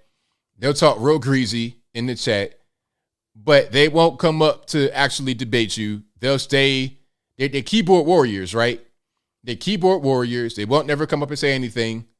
So shout out to him for going to Tim Pool and having a discussion. Although he got wrecked, it's fine because at least he went up there and had the conversation. I got to respect him for at least doing that. So check it out. So here is the actual context. So there was a discussion about abortion. That's the context, right? And this guy right here, Lance from the Serfs TV on YouTube, he's saying, hey, her body, her choice. She could do whatever she wants with her body. And Tim Pool wanted to kind of like unpack that, as they say, as a cool kid. So he wanted to unpack that statement to see if it was true 100% or not all the way true. Check it out. Still have the choice, ultimate authority over what happens to her body. But there's a child inside of her body. Hold on. Not what her. about meth? Like, should she be allowed to do meth? Yeah. I think if someone is doing meth while they're pregnant, that it is completely acceptable for something like, I don't know what the name of the services in the United States. Child services? I guess ECFS would be... Yeah. It's her body, though. Yeah, it's her body. If she wants to do meth, what's the big deal? The big deal is that she's intentionally trying to kill a child. Hold on there a minute. Yeah, and I see where we're going. I don't understand what you're saying. That was amazing. One more time. If you didn't catch it all the way, one more time. That was amazing. I'm going to use that argument, Tim Pool. Tim Pool, I'm telling you right now on air, I'm using that argument. I'm taking that from you. Hope you don't mind. Okay, I'm giving you credit right now. I'm taking that from you. I'm going to use that argument. I will. Still have the choice, ultimate authority over what happens to her body. But there's a child inside of her body. Hold on. Not What her. about meth? Like, should she be allowed to do meth? Yeah. I think if someone is doing meth while they're pregnant, that it is completely acceptable for something like, I don't know what the name of the services in the United States. Child services? I guess ECFS would be... Yeah. It's her body, though. Yeah, it's her body. If she wants to do meth, what's the big deal? The big deal is that she's intentionally trying to kill a child. Hold on there a minute. Yeah, and I see where we're going. I don't understand what you're saying. Perfectly said. Perfectly said. Right on, Tim Pool. You did great right there. It's like, wait a minute. Okay. What are we saying? You saying you can't do meth as a woman that's pregnant because you're trying to kill the baby. Okay, so what is abortion? I don't really understand what you're saying. It's your body, so if you want to kill the baby, and that's okay because it's your body, then why can't I smoke crack, do meth, or whatever? And then, the funny part, after that, he said, well, it's illegal to do meth. It's like, oh, okay, now you want to care about legalities, that it's illegal to do meth? Well, murder is also illegal, isn't it? So you can still do that. And then you could do other things that are legal while pregnant. Like, I don't know, you could drink excessively all day while you're pregnant. That might hurt your baby, you think? If you're drinking every day to the point of blackout drunk every day while you're pregnant, that might have an effect on your baby. How about if you are abusing prescription drugs that you're prescribed by a doctor? How about if you do things like bungee jumping, mountain climbing? Those are legal things, but if you're pregnant, should you be doing that? Should you be doing those high-risk activities that are legal while you're pregnant? How about smoking cigarettes? That's legal. You smoking a pack every 2 hours, a whole carton a day of cigarettes. Is that a good thing to do while you're pregnant? So the whole legality thing, that was a way to try to get out of it, because he realized he walked right into that wall. The wall was right here. He just did a high speed crash. Boom, right in the wall. Tim got him. So shout out to Tim. You guys may or may not like Tim, and that's fine. You know, but that was a great argument from Tim. So shout out to him. I have nothing against Tim. I don't know a lot about all of his content because I don't follow a lot of guys on the internet as far as political, because I've said it before. I don't want to have their talking points get in my head. Like I just said, I'm going to take that from Tim. And if I watch Tim more, I might take more from him. And I don't want that to be the case. I want to be able to have a clear mind with an original thought. So when you come to me, you're not hearing what you hear on Tim Pool or anywhere else. You're going to hear original content, original opinions and thoughts from me. So you want to come over here to my channel to hear me be original, not to just to say the same things other guys say verbatim. I don't want you to do that. You know, so that's what it is. All right. But if you like what you're hearing so far, please give the video a thumbs up, like the video, share the video, do all of that good stuff. I have one more video for you guys from Trump and a deposition. There's a deposition. I forget what it's for. They're wearing Trump out with court. He's always in court, always trying to fight a lawsuit, always something, some nonsense. You know, this is an abuse of the court system. They can't get him on anything. They don't have him on anything. So they want to bring him up on all type of frivolous stuff, bunch of court action, making them spend money and time in court. That's a whole big mess. Anyway, so check it out. When you said in that video that Ms. Leeds would not be your first choice, you were referring to her physical looks, correct? Just the overall. I look at her, I see her, I hear what she says, whatever. You wouldn't be a choice of mine either, to be honest with you. I hope you're not insulted. I would not, under any circumstances, have any interest in you. I'm honest when I say it. I would not have any interest in. Hilarious. I don't know why he had to put her in it. He was just like, yo, you know what? All right, I'm just going to be honest. I'm going to like, look, man, yeah, she's not really my type and you're not either. So how about that? And to be clear, this is a young lady that he's referring to. Just for context, say you're talking about her. This is the woman that was asking the questions just now in that video. That's her. So it's like, hey, you know what? She looks kind of like Trump, just a female version. So yeah, honestly, that might not be his choice, and that's fine. So yeah, shout out to Trump for keeping it all the way real, being himself, a funny guy, a hilarious guy. But I don't like all the court action he's going through because it's just a way to keep him out of the race. It's just as simple as that. But if you like what you're hearing so far, please give the video a thumbs up, like the video, share the video, do all of that good stuff. That helped me out tremendously. I was trying to be nice, clandestine Macabre. I was trying to be nice by saying young lady. You know, I didn't want to be mean. I just want to give you guys a visual to go with the actual video. You see what I'm saying? With the audio. That's all. That's all I wanted to do. Is that a dude? Nah, it's a woman from what I hear. I think that's an XX. I believe so.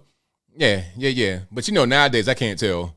I don't know what's going on nowadays. You know, I've seen too much stuff. I want to unsee some things that I've seen.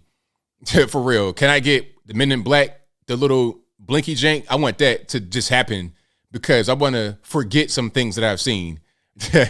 For real. But super chats on that. I'm gonna get to those right quick. Then we get to the calls. The number to call is 434-658-1220.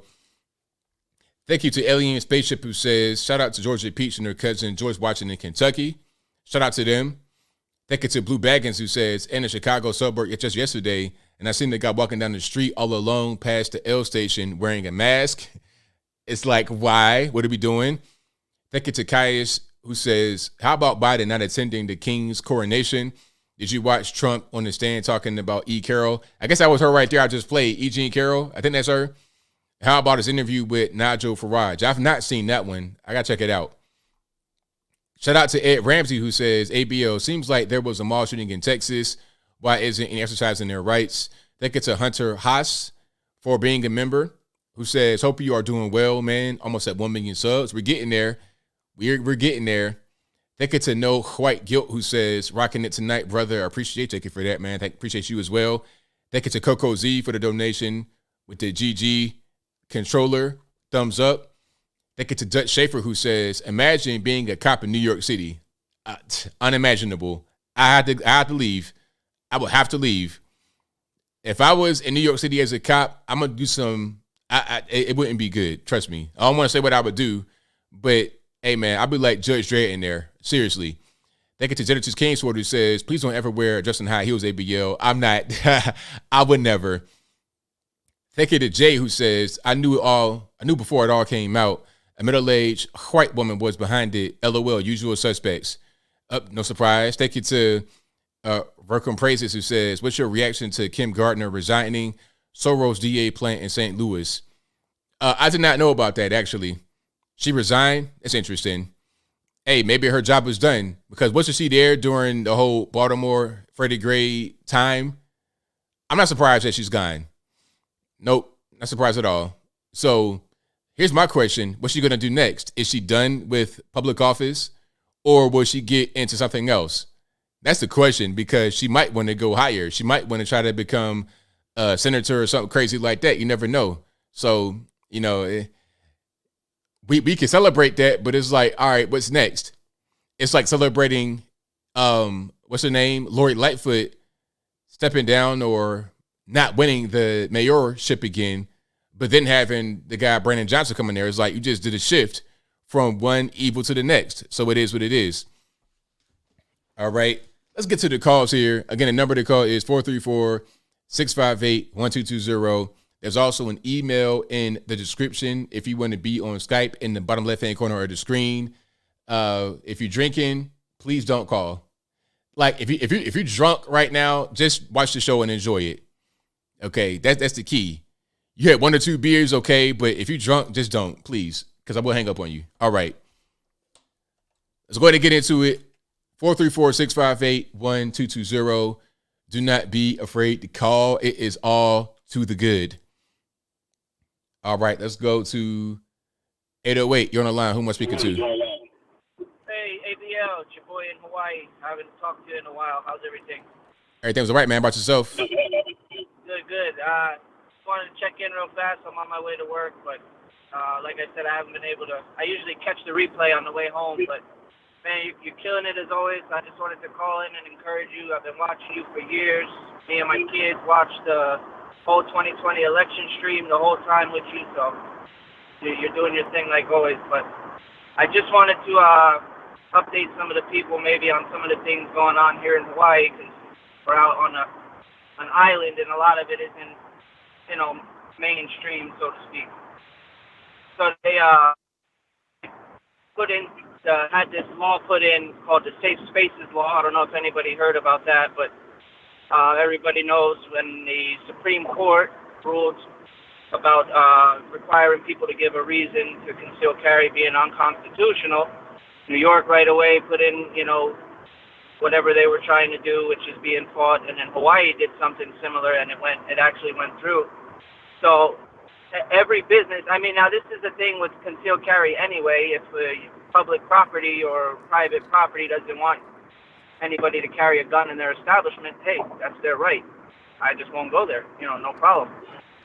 But this safe spaces thing now is hospitals, parks, beaches here are considered parks, and any establishment that serves alcohol, whether they allow you to carry a gun in there or not, by law, you can't carry a gun in there now.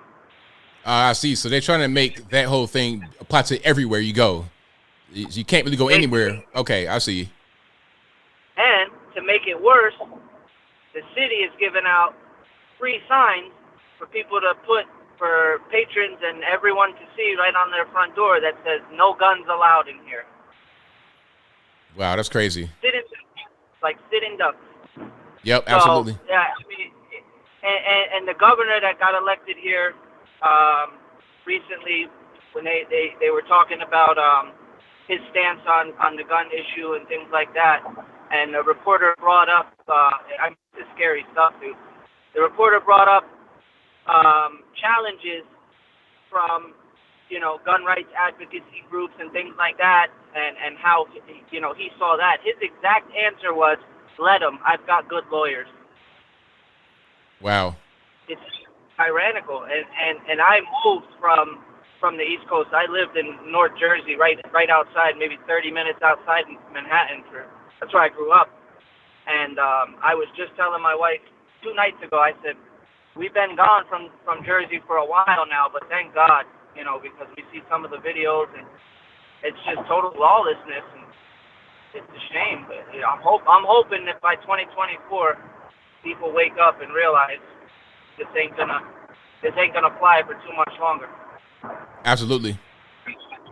But I'm gonna let you go, brother. Again, appreciate everything that you do. God bless you. Be safe, bro. Thank you for the call, man. Definitely appreciate you. All right, brother.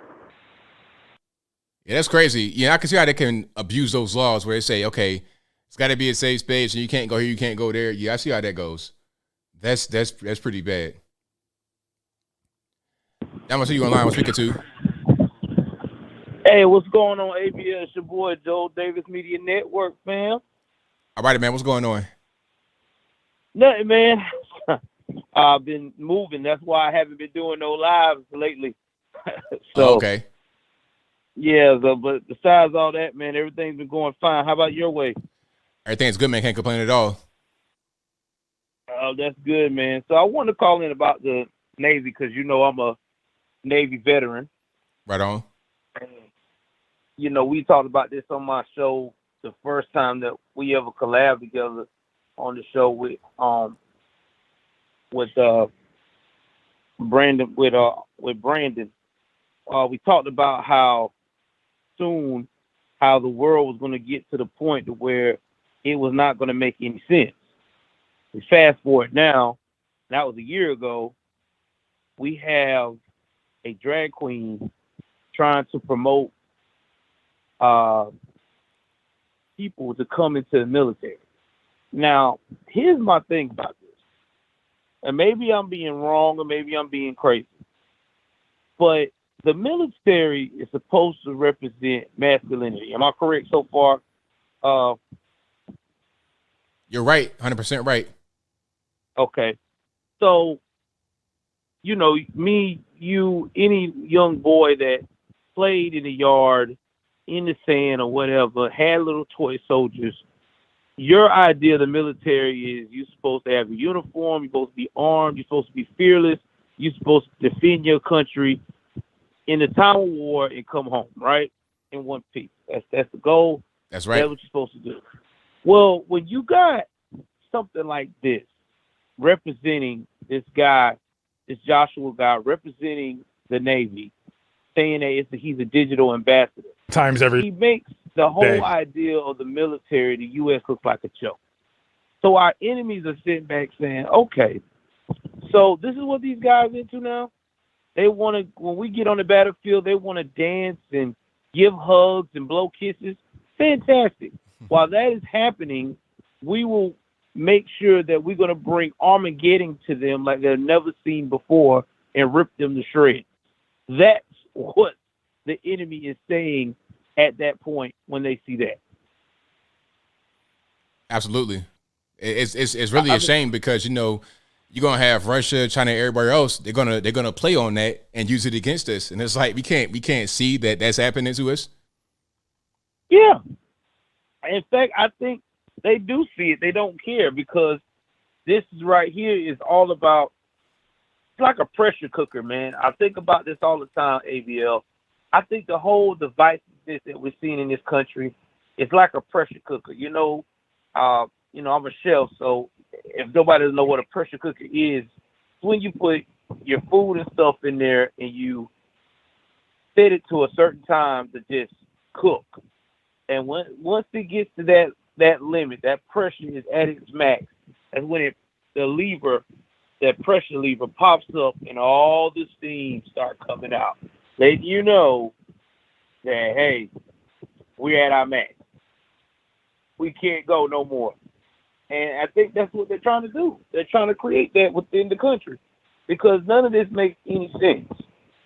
Just like we just heard, and you just brought that up tonight, about the murder of the two white gentlemen by the black AKA Sunman. We didn't hear nothing about this. It happened on April the 13th, and we're just hearing about it, in May? In May. Yep, that's how it goes.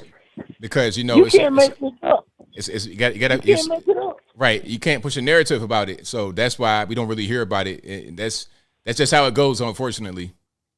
Yeah, unfortunately. But if the roles were reversed now, and you and I both know, if this was a white American / glacier glider shooting at a black person / Sunman, what would happen? I tell you what would happen. It'd be all over the airwaves. All over the airwaves. Yep. It'd be so much over the airwaves. You wouldn't know what. Every 5 seconds you'll get an update. You'll know everything about that man's DNA, his family history. You'll know what grades he made in preschool. Absolutely. That's what it would be. But, it only happens sometimes. And it's to the point where it's clear to see the agenda. It's clear to see the bias. They're not even trying to hide it at this point. Yeah, they're not. They're not, bro. They're not at all. And it's so disgustingly sad. I mean, we both are content creators, and me and you see this all the time. And it just gets to the point now we're starting to become numb to it because we as content creators, we see it and we have no other choice because it's like PTSD sometimes into the brain, you know what I'm saying, with all this trauma that's going on in this country. And what makes it so sad is that our young people is still continuing to pull away from honoring the history and traditions of this country because they got all this media, social media, all this stuff telling them, hey, hate the US of A. It's bad. But you got people here trying to kill themselves to get here. Yep. But anyway, I just want to give a shout out to you, ABL. Again, thank you for doing everything that you do, man. I appreciate you. I hope you get to your 1 million subscribers soon. And continue to give me a shout out, and I'll probably be back on my normal schedule in about 2 weeks. Because right now I'm in the process of getting my house ready, so I'm not really in my house yet. Right on, man. All right, bro. Take care. Thank you for letting me stop by and chat with you. Thank you for the call, man. Definitely appreciate you. All right, brother. All right. Shout out to Joe Davis Media Network. Y'all go ahead and check them on out. Again, Joe Davis Media Network. Y'all check them out. Let's go to. All righty, Les. What's happening? Hey, BL. How are you? It's all good. About yourself? Good. Thank you for asking. I just wanted to go ahead and comment on a couple of things. This whole Bud Light situation here, the damage has been done. I don't think there's any more coming back. And it's like our most popular, infamous president of modern day history said, President Trump, when you go woke, you go broke. Exactly. That's what happens. They messed around and found out for real, ABL. That I also wanted to go ahead and give a comment as well on the whole situation, what's going on in New York.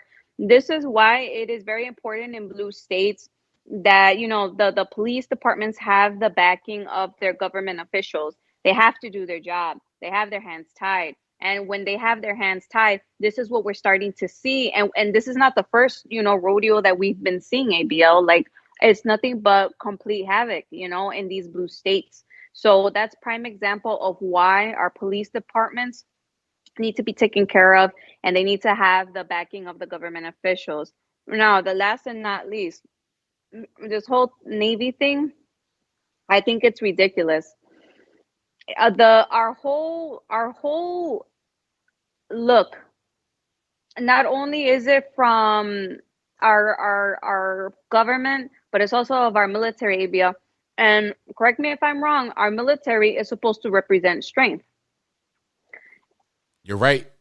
And when you see this is just pure foolishness. Like, what is this? Is this how you're really trying to entice it to have people enlist and, really like entice people to look at what? Like, honestly, ABL, it's a mockery. It's really a slap in the face to America.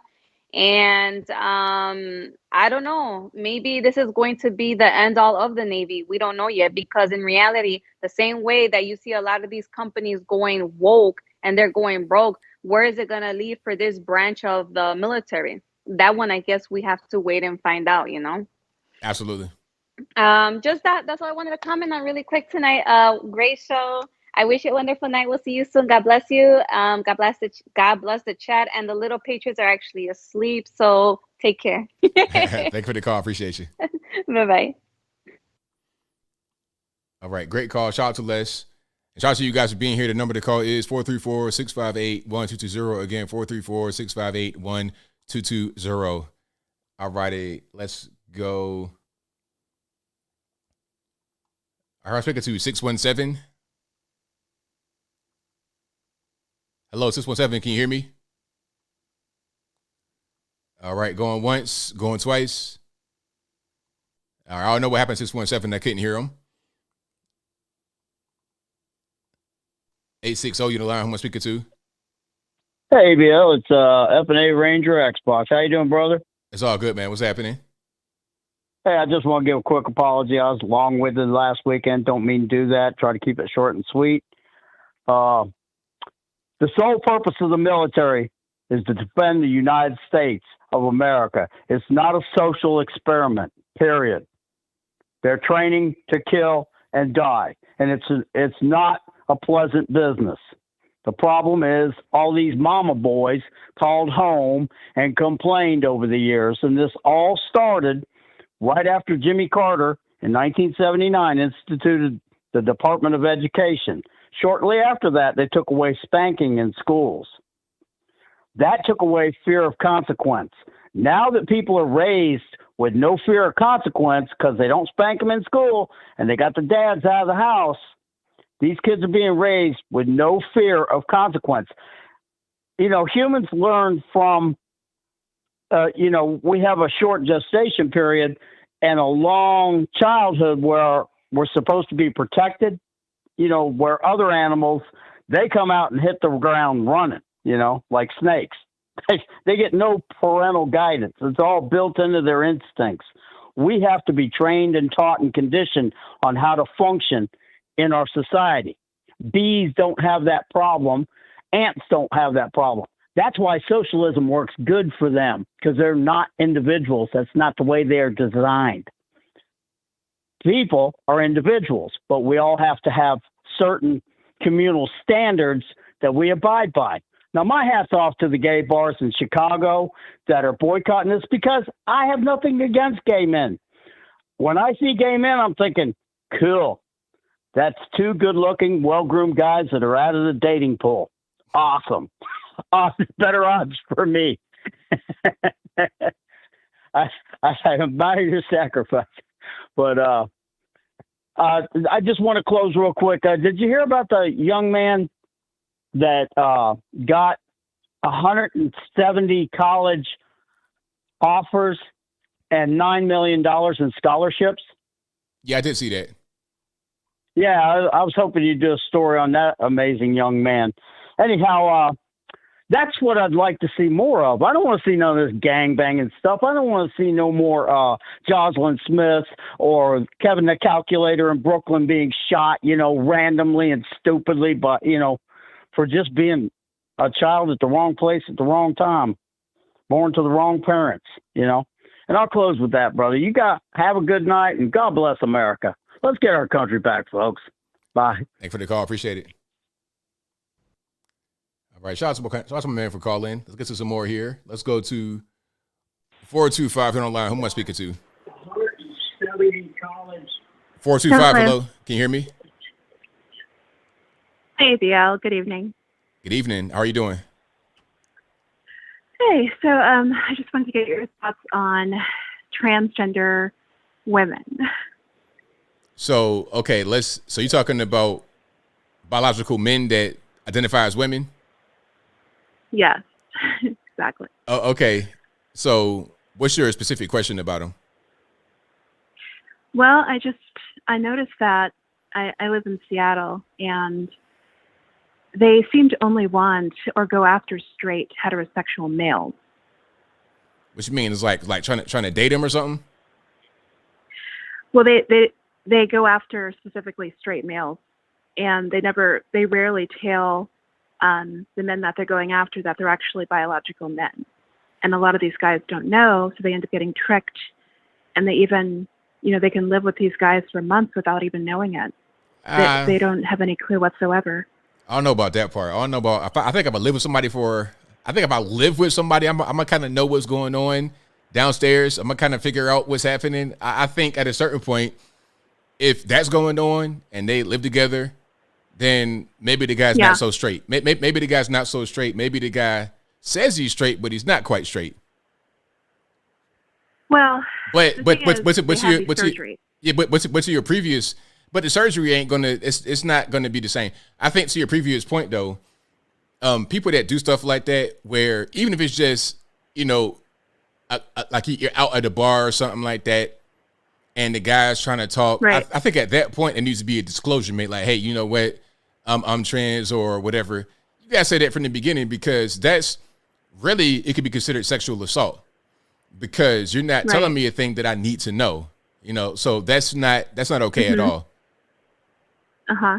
And see, that's the thing. That's the problem. A lot of these transgenders, they don't tell these guys that they're flirting with, that they're going home with, that they're biological males. And some guys don't, they haven't been with a lot of women. So, a lot of them don't really know what a woman's body looks like down there. That's a good point. That's a really good point. Go ahead. So that's kind of the problem. And it's like the ultimate facade, the ultimate deception, the whole transgender movement, because you're portraying yourself as something that you're not, and it's just like a hoodwink for a lot of people, Yeah, that's definitely not okay. That should be considered a crime, because when you're talking about things like that, I need to be able to understand what's going on to give full consent. Okay, so if you're biological male and you're not allowing me the opportunity to really know what's going on, and now I'm in a compromised situation, that's not okay at all. Not in the least bit. That should be a crime, actually. Right. It should be. But, it's Seattle. It's a pretty blue state. So I know in Kansas, though, they recently passed a law that essentially bans transgenderism, and it makes it illegal. Did you hear about that? You said, where was this at now? In the state of Kansas, I think it was the month of March, this past March, they banned transgenderism in Kansas. I've not heard about that. I have to look into it. Yeah, it was on the Daily Wire with Ben Shapiro and all those guys. I heard about it. But I just, it's so worrisome, because you have all these guys that are looking for women, just like, it's so innocent. They want to date. They want to get out and date and start families. And you have these transgenders going after them, and they're tricking them. They're wasting their time. And I just think it's terrible. I don't know what else to say, really. No, I agree with you. I mean, I think honesty is the best policy when you're talking about things like that. When you're talking about somebody's body and getting access to somebody's body, you got to be honest. And if you're not being honest, you're being deceptive, and something like that's pretty important. That should be considered some type of sexual assault. You need to go to jail for that, for sure. Absolutely. It shouldn't be tolerated anywhere. Correct. Really absolutely. Shouldn't. Yeah. Well, I just wanted to give my input on that. Thanks for listening, ABL. I appreciate it. Thank you for the call. Definitely appreciate you. All right. Bye. Yeah, that's crazy. I mean, I could understand how some guys might get tricked. She made a really good point. She was like, well, some guys don't have a lot of experience, so they don't even understand what a woman's body looks like downstairs. If a guy had surgery, I still feel like even if a guy had surgery and he got a bunch of fake stuff going on, you got to be able to understand what's happening. Like, I feel like that type of person, it'd kind of be obvious. Like, either it's a working girl or it's a man. I can kind of spot them a little bit. You'll see some hard jaws. I don't know. Some of these guys got a bunch of other stuff going on, like the Thai lady boys. You can't really tell until you get to a certain point. You should still be able to. If you live with a person for a month, you gotta know you with a man, and you just say, you know what, forget it. I'm gonna just go ahead and rock on out. That's not that ain't the wave though. I'm not into that. Let's keep on going here. I digress. For real, for real. 859, you're on the line. Who am I speaking to? All right, ABL, it's me from West Kentucky, LaVere Mordred. Hey, I saw that the video on the whole Navy drag thing. Yeah. I think that's kind of ridiculous. And this is coming from a guy who's a former drag queen. I'm just saying that if you're in the military, you're supposed to intimidate and scare your enemy. Dressing in drag doesn't do that. It doesn't. That's kind of silly. Right. It's like, do you think the Vikings walked around with like dresses and acting like women? No, they were barbarians and they were crazy and they were hyped up on drugs and killed the enemy.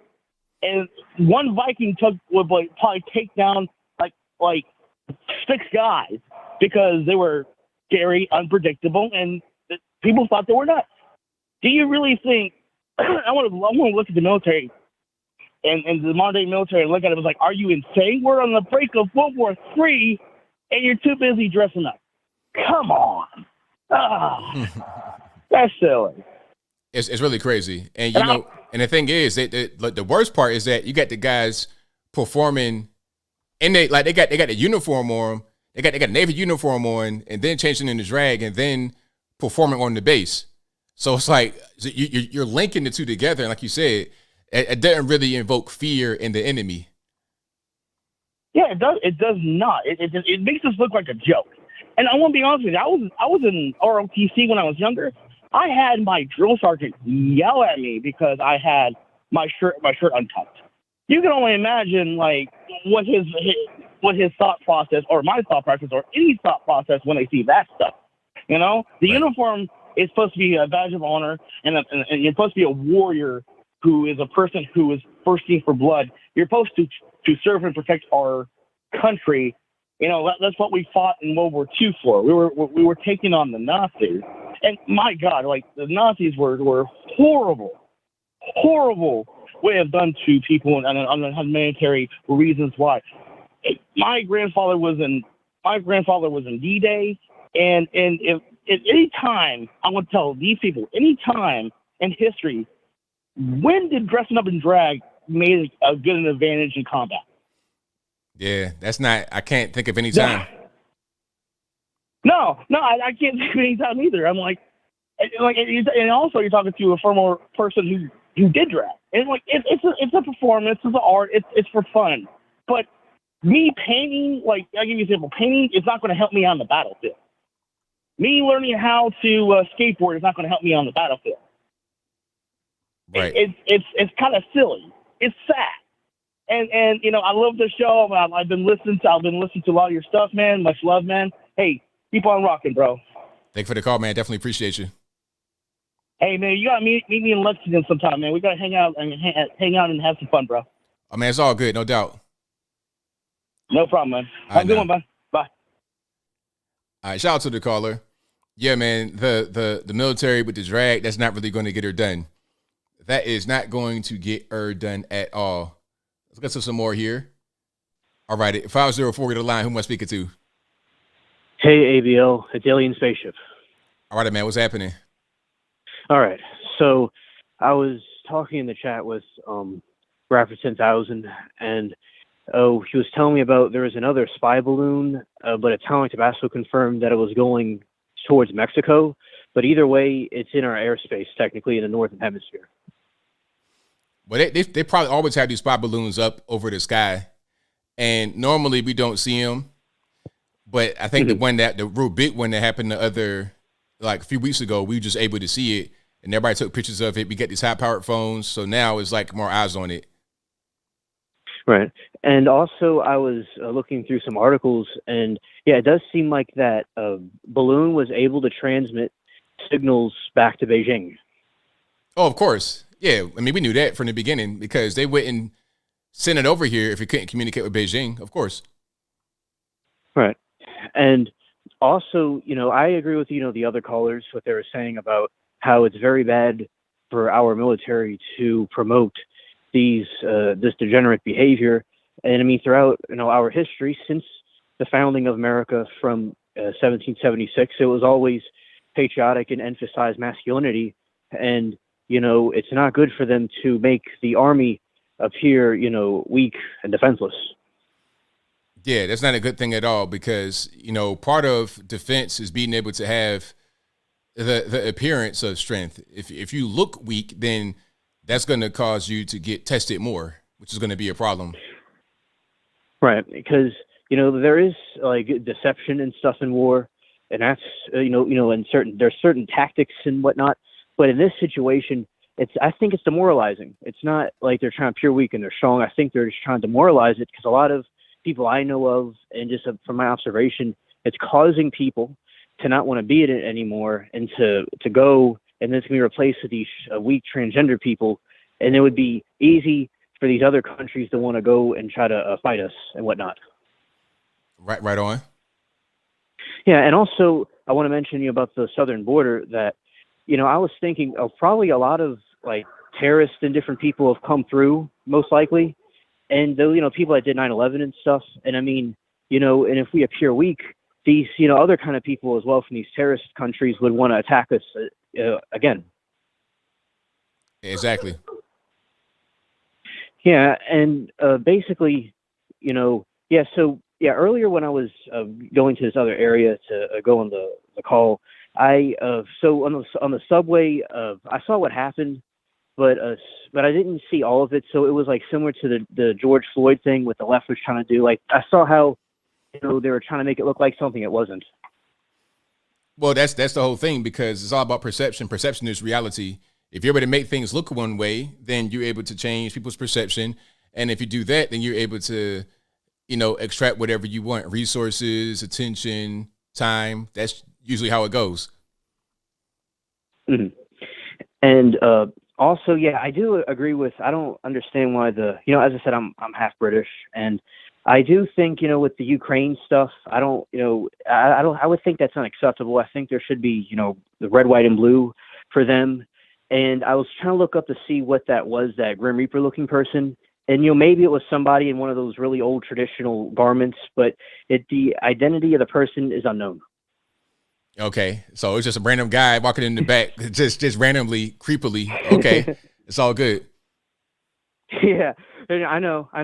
It's like, I would like to, see what that is. Cause that was weird. That was weird. Now, England, it did end slavery before America did. And I think that was good of them, but I understand that some of I like the traditions, like the way they dress and stuff, but I understand it's kind of strange from the American perspective. Oh yeah, I mean of course, and then some people just really just tied up in it. I really couldn't care less. The Kingdom of Great Britain, we have long since parted from them. We did that for a reason. Mm-hmm. We fought against them, so it's not like, oh, we got to disrespect them. No, that's okay. I could say it's not really good. It's not my country. We live over here in America. I respect what we do. Mm-hmm. things that are good that we do. Other countries, it's whatever. Right, and I'm also half American. Like my ancestors were in World War II in Japan and in Germany and whatnot, and even the Civil War. And I'm connected to the Americans, of course, because I'm related to the group of people in Northern England that came to the Americas, but they stayed in England. And I do think that it's good America did break away and that they're resilient and independent. So if tyrants and whatnot were trying to take it over, the American people would fight it off. So no, I'm for America being independent and all, but I still like looking at the different British things and whatnot as part of my heritage. But yeah, I do support patriotism fully. Right on. Absolutely. All right, ABL, thank you for taking my call. Have a good night. Thank you for the call, man. Definitely appreciate you. Goodbye. All right, great call. Shout out to my man for the call. You guys are a fantastic audience. If you like what you're hearing so far, please give the video a thumbs up. Like the video, share the video, do all that good stuff. 773, you're the line I'm speaking to. ABL, it's your retired Chicago police officer friend. Hey, thanks for getting to me this week, ABL. I know your phone lines are backed up the last couple of weeks. I may have told you this before a couple of years ago on a phone call, ABL, but this is off of military.com when you're talking about trans people in the military. And I made this point before about a lot of transgenders want to go in the military nowadays because they're very expensive surgeries and the things they need are paid for them. And this is from the article, if you allow me to just read it. It says, transgender soldiers can openly serve in the Army, and the force will provide hormone therapy, mental health care, and surgeries they might require, according to a force-wide memo issued out last week. This is from 2021, by the way. Quote, this directive supersedes all previous guidance. Major General Douglas Stitt, Director of Army GI Military Personnel Management Office, told reporters at a June 24th news conference, quote, the Army is open to all who can meet the standards. No otherwise qualified soldiers may be discharged or denied service solely on the basis of gender identity.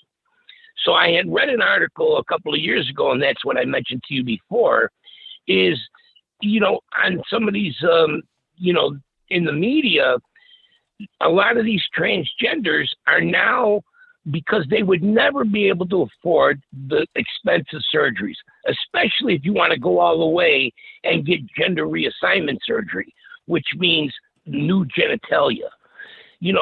These surgeries are so expensive, but the military pays for them now, and they must pay for them.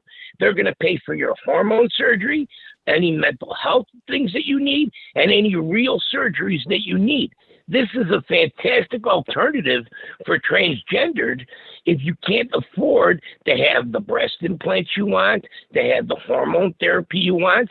You go into the military for 4 years. Well, wait a minute. 2 of those years are taken up by all your surgeries. So it's not like they're deploying you out to Afghanistan while you're hooked up to, all this machinery and, you're getting all this, these hormone therapies. So this has been, a real alternative for some transgendered. I just wanted to make that point out on there. Also, ABL, the thing with the subway in New York and these protests, you're right on the money with the big money in it. But here's the thing. When I first became a policeman, over a quarter century ago, we were taught that you take the necessary force to effect the arrest. See, the police don't have a choice. You are under arrest. You just got caught, burning down a house. You just got caught robbing a bank or whatever it might be. We can't say, oh, this is a dangerous situation. Let me run, turn tail and run. You had to take the necessary force to effect the arrest. So when I try to cuff you, if you're reasonable about it and you put your hands behind you and I'm able to cuff you, that's the end of it. If I falsely arrested you, then sue me or sue the city later. But what happens is people start to resist, and there's a scale of what kind of force you can use. So as you start to wiggle and clench your arms, there's a certain amount of force I could use. Now, if you start punching me, that's another level of force. It's all depend. My reaction to arresting you is all determined on your reaction to me arresting you. If you're going to fight, I'm going to try to bring more force to fight you. If you're going to shoot at me, I am going to shoot back at you. That's what's going to happen. So nowadays, however, they want you to think of other alternatives. There was a mandate in the city of Chicago with the police. We have now allowed these liberals from these universities, University of Chicago, Northwestern University, and all these other places, the ACLU, to come into our academy and teach us all this woke stuff, that the police have to, be more liberal or whatever it is. And, they're trying to make you think of alternatives to taking force, but some people don't want to be arrested no matter how heinous the crime that they've done. And, nowadays it's viewed as police brutality just to arrest and handcuff somebody. I can't tell you how many police brutality beefs I had. However, there was a complaint made and everything else, and it goes to internal affairs. And I was vindicated. Why? Because I had the right to take the necessary force to effect the arrest. So it was deemed that I was, one guy was punching his wife. We grabbed him. He's fighting. Now he's punching the police, and we're able to take the force necessary to arrest him. He sued me personally for $80,000 and the other policemen that were there, and we were vindicated. Why were we vindicated? Because we took the necessary force, the force necessary to effect that arrest. But it's not that way anymore. More and more, these policemen from these accusations are being crucified, and the city is not standing behind them. So what's going to happen as a result is, as chaos is happening, the police are going to be there just to kind of be like a teacher to kind of referee the chaos instead of going hands-on like you need to go. And it's a shame, because that's what's happening in today's society. It's ridiculous. It's ridiculous what's going on in society today. That's my 2 cents, ABL. Thanks for taking my call as usual. And I'll talk to you later. Thank you for the call, man. Appreciate it. Thanks, brother. All right. Great call. Fantastic call. Let's go to 415 here on the line. Who am I speaking to? My name is Timmy. How you doing, Anthony? Well, how about yourself? I'm pretty good. I just wanted to make it quick so you can get to other callers. And the thing was, I wanted to touch on the trans people in, let's say, the Air Force. When they had those, maybe not trans, but even pregnant women. We'll start there. A pregnant woman in an airplane or a jet or whatever, if they have to eject themselves, let me make sure I don't have the playback here. If they eject from that craft, that's called a career-ending move. Okay, for a man who can lift 300 pounds with one arm, right? That's what they call it, because it hurts your spine, it makes you cripple, it's shoots you out of that cockpit like you don't know. So if they have a pregnant woman up there, I don't care if she's got 2 weeks, 2 months, 3 years, whatever in her belly. As soon as that happens, what do you think would happen? Actually, you know what I mean? Right. Of course, it's going to be obvious conclusion. Right. It just blows me away how they're allowing that to first defend us. Second, now what? That's okay. And then I didn't realize how bad the satanic culture was as far as abortions in their culture. I guess every abortion is like a badge of honor to the satanic culture. That was basically kind of like even before the 80s with the cattle mutilation days and all that stuff. We didn't think much of these devil worshippers, but it's almost like they were practicing for the legality of it all. They wanted to have their own little church like they do. And so it seems to be, if we're not right in the mind, we're not going to be right with our creator that gave us this mind. And I'm not talking mom and dad. I'm talking the man, the machine or whatever we'll call it, the great effigy in the sky that looks down on us. If we're not right with ourselves, even if we pass this life on, we're going to live everything in our head. Okay. It's good to have like moral ground, not high ground, but that moral compass, because I'll never follow a person in this world if they don't have a good moral compass. You know what I'm saying? Absolutely. It's a spiritual warfare. We don't fight with principality or people. We fight with principality, whatever. We're fighting with flesh, just like the other guy says that when an officer goes in to do something about the crime, they don't care if you can serve the city or protect and serve the city. They want you to be cordial and nice and not offensive and not intimidating. I'm witness to a person that has a mental disability who's 23 years old, lives in this area here, came to my door with a baseball bat because it's now my turn to be the bad guy in the apartment complex. He was 2 years old when 9/11 happened. So it's like they have no clue of kind of where we are even 20 years after that. Right. And me being in my 50s, I'm glad that I can still do what I do. But it's not like I go to the closet and put on the old man uniform each day. Like I have a choice, So a cop can't even defend you against someone who has a mentality of like the Jeffrey Dahmers, the Jason Voorhees, we'll call it, the Michael Myers in the making. If they'll scream epithets and swear words near a child or a woman, they have now became a pedophile in my head now. They're a pedophile. Because if you'll do that around a child, you'll never babysit mine. You see, it's almost like we're getting flooded with all this because the P and the AGPT, whatever crap that alien language is. The P is pedophile. The plus is pedophile, I should say.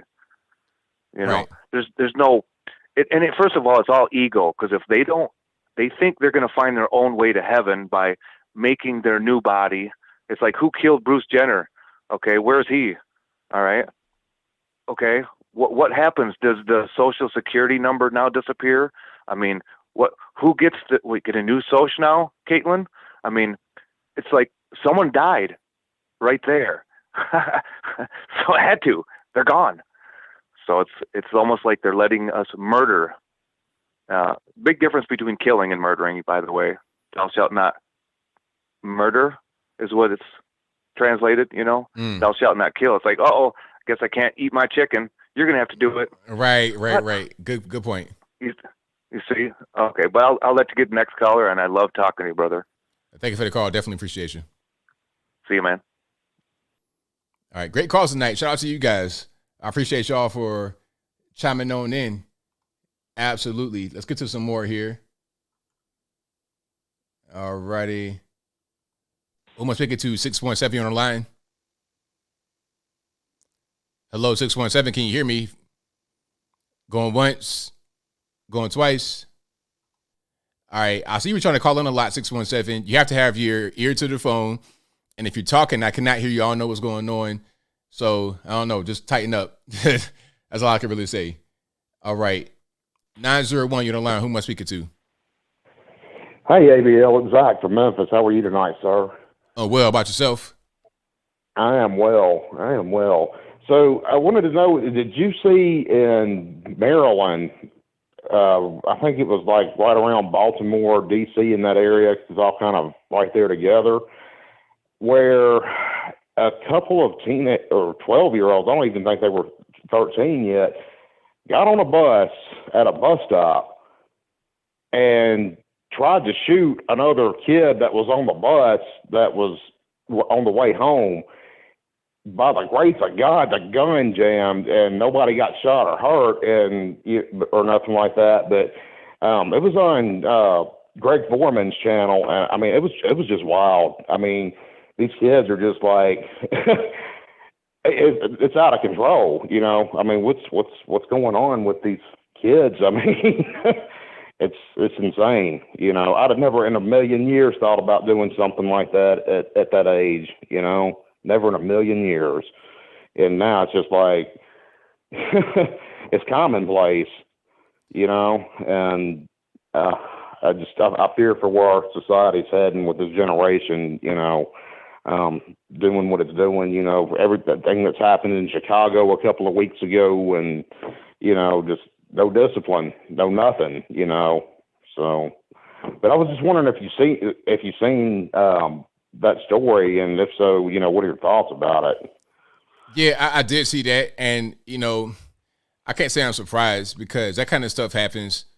I remember when I was in elementary school, one of my classmates that got shot. One of my classmates got shot and killed. Like I remember, they told us that she was at home by herself, and somebody came to the door, knocked on the door, and when she opened the door, they just shot her point blank. So wow. She was like, she couldn't have been no more than 10 years old. Might have been 8 or 9 years old. Elementary school. So I'm like, crazy. Yeah, I'm in my 4th grade class hearing this. So I'm not surprised. And my hood wasn't even really that bad. So you're talking about Baltimore or somewhere like that. These brainless kids. I mean, the parents don't care. The kids don't care. Nobody cares. So they're just out there doing whatever they want to do. I'm not surprised at all. But that kind of thing here in Memphis. I mean, yeah, it's the same thing here. You know, back in the 90s when I was in school, I mean, I watched a kid get stabbed in the eye in the cafeteria over a pair of shoes. Yeah, that was a lot. One of my teachers when I was in the 7th grade got beat up by a student. So what happened? The student put a lock, like a combination lock, over their knuckle. So they put their finger through the loop, and they use it as and this was a 6th grader. A boy was 11 years old, little boy too. A makeshift brass knuckle. Correct. And hit the teacher square in his nose and broke it. Ooh, wow. Yeah, man. I mean, I went to school in the 90s, and it wasn't, I mean, it was bad, but it wasn't, if you put your hands on the teacher, you know, they were going to lock you up back then. Even around here in ghetto Memphis, they were still going to lock you up, you know, 30 years ago for something like that in the schools. But, I mean, now it's just like nothing, you know, I mean, and if they do, they out, you know, the very next day or within a few hours. And it's just like, what are we doing, you know? Yep. And then, of course, when they don't get punished, they're going to keep on doing it. They're gonna keep doing it. Exactly. It just incentivizes it all, and then it incentivizes others. Like if this person got away with it, hey, maybe I can do the same thing. Yep. You know. So anyway, that's it. I just wanted to see what your thoughts were on that on the bus incident out in Maryland. I'm just so thankful that gun jammed and nobody got shot or hurt, and hopefully the cops catch up with the two people responsible for it, because the last I heard, they were still looking for them. So, yeah. So, anyway, well, thank you for taking my calls. Always good to talk to you, and y'all have a great night. Good show as always. Thank you for the call. Definitely appreciate you. Yes, sir. Yeah, I remember that story in elementary school. That story was crazy. Where my classmate, I got killed. There was a lot of stuff like that happened. People getting shot up and all that. I mean, my like I said, my hood wasn't that bad, but it was like the 90s. People forget the 90s, like in these urban inner cities. What's going on right now with the shootings and stuff like that is nothing compared to the 90s. In the late 80s, mid to late 80s were crazy too. Yeah, I got a lot of stories about that I can't really tell because I got to clear it with people. You're allowed to speak us to 346. What would you say to a young aspiring advocate? Okay, what I would say to you is just always be reading, always be learning, know what you are talking about. So whenever you have a conversation, you speak to anybody, you can explain yourself very clearly. You can articulate your points. So always read, always learn, and always approach things with respect and lead that way. That's the best way I would say to go forward. Thank you. You're welcome. Wow. Shout out to the callers. Like, y'all be having these little kids calling me. I'll be ready to start crying, man. I can't be crying on here. I can be looking soft to y'all. Y'all can't see me shedding no tear. So yeah, shout out to the young caller. I really appreciate that. And shout out to mom and dad, whoever is, with your child right now. Thank you for being a good parent and parents, grandma, grandpa, whoever. Shout out to you guys for being in that child's life. All right. Let's go to 254 on line. Who am I speaking to? Hey, ABL, how you doing tonight? I'm all right. How about yourself? Not too bad. Feel like I kind of wasted an entire sunny day out here in Hawaii, but let me go ahead and adult. Speaking of which, trying to catch up on some of the stream. So I only got up to you guys when you got the callers coming in, so caught a few pieces right there. I will say, I don't know what you saw. Maybe you got to get some new glasses. I saw 2 Audrey Hepburns up there. I'm joking, obviously. But if you got to catch yourself on with a bunch of makeup like that, you got to make up for that beauty, I guess. But anywho, right. Being active duty, being over here on the Navy side of the house, I know I've called in and talked about it a few times like that. When I saw this promotional ad right here, this promotion that they're trying to use this drag queen person for showing that, I'm sorry, man, it is what it is. People have already said it. It doesn't help towards the cause for that. What do we always talk about that we see in soldiers, military personnel, law enforcement, firemen? We always see that masculine energy. We see that masculine person right there. That's who you always want to call upon to step up and go into those dangerous areas right there. And, we see this with like what we talk about, like the CNO, SecNav, they talk about we need to have more lethality, we need to have better training. get these future sailors out here that are going to sit here and become more lethal force that we have for our adversaries right here. When you're using this as a promotional ad right there, what does that show our adversaries, but what does that also show the people of the United States on that? Sitting over here saying this, I know what their answer is going to be. They're going to sit there and say, well, this shows that we're diverse, we're open to anything, we're open to anybody and everybody right there. But at the end of the day, you always want those tough masculine traits of people that you're going to have going into these atmospheres. All right. I forgot what I had written down right here. You know, they were too busy. You know, I think a lot of this boils down to that these people in these higher positions, people with birds and stars on their collar devices, are the ones that are sitting there playing golf with their political buddies. And like, oh, Jerry, I agree with you. Yeah, we should probably do these things right here, just so they can get their feet in the door when they want to retire and get out of the armed forces, and so they can get that political seat. These programs and entities and funding that's been putting into these other atmospheres within the military forces isn't helping us out. What we do need out there is we need these parts. We need the money to fund the ships that are out there at sea. We need people to sit there to fund for some of these tech reps that can come on board and get equipment fixed up. And we need funding for the people that are currently active out there. I got sailors who sit there who need money and have to get back pay for stuff that they haven't been able to get, re-enlistment bonuses, financial stuff that they've been offered and asked for right there. I'd rather have incentives for people that are already currently active than worrying about some situational things like this, especially when they came out with that surgeries push. I remember they tried doing the trainings for this and brought it up back in 2017, 2018. This was like a big ordeal when they came out with it, saying that we are going to allow people to get these surgeries, but you had to meet a surgery requirement for that. So, but using that as an incentive to get people isn't going to help when you already have a demoralized and a negative atmosphere. But through social media and some of the stuff in our actual mainstream media pushing, that makes our military look bad as is already. So I hope that some of the changes right there can come into play, but, you know, it is what it is. I'll hop off on that one right there, man. Forgot what I was going to talk about a few other things right there. So, but you guys have a good night. Appreciate you taking my call, as always. So, take care. Thank you for the call, man. Appreciate you. Yeah. All right, shout out to the caller. Good call. All right, Victor, what's happening? Hey, thanks for taking my call. No problem. I wanted to talk about that previous callers a couple of calls ago about that a kid in Maryland that almost got shot dead on the school bus. Yeah. Yeah, so what the news is saying is that it was a bunch of teenagers. They got on a bus, a middle school bus, to try to shoot that boy.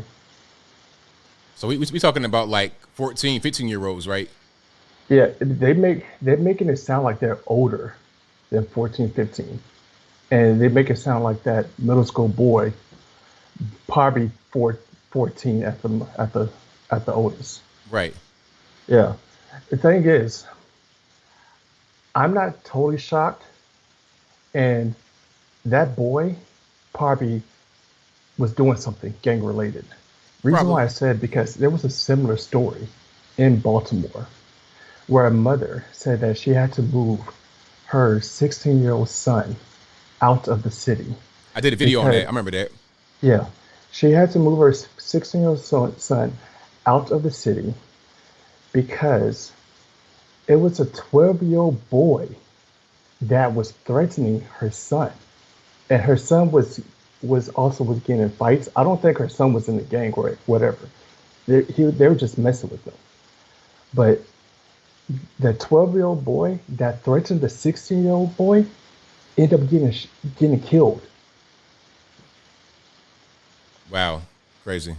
Yeah. So that's why people were saying that, man, this is so wrong. How can they try to shoot a little boy when you have a 12-year-old threatening a 16-year-old and end up getting killed later? Something was going on with that we don't know about.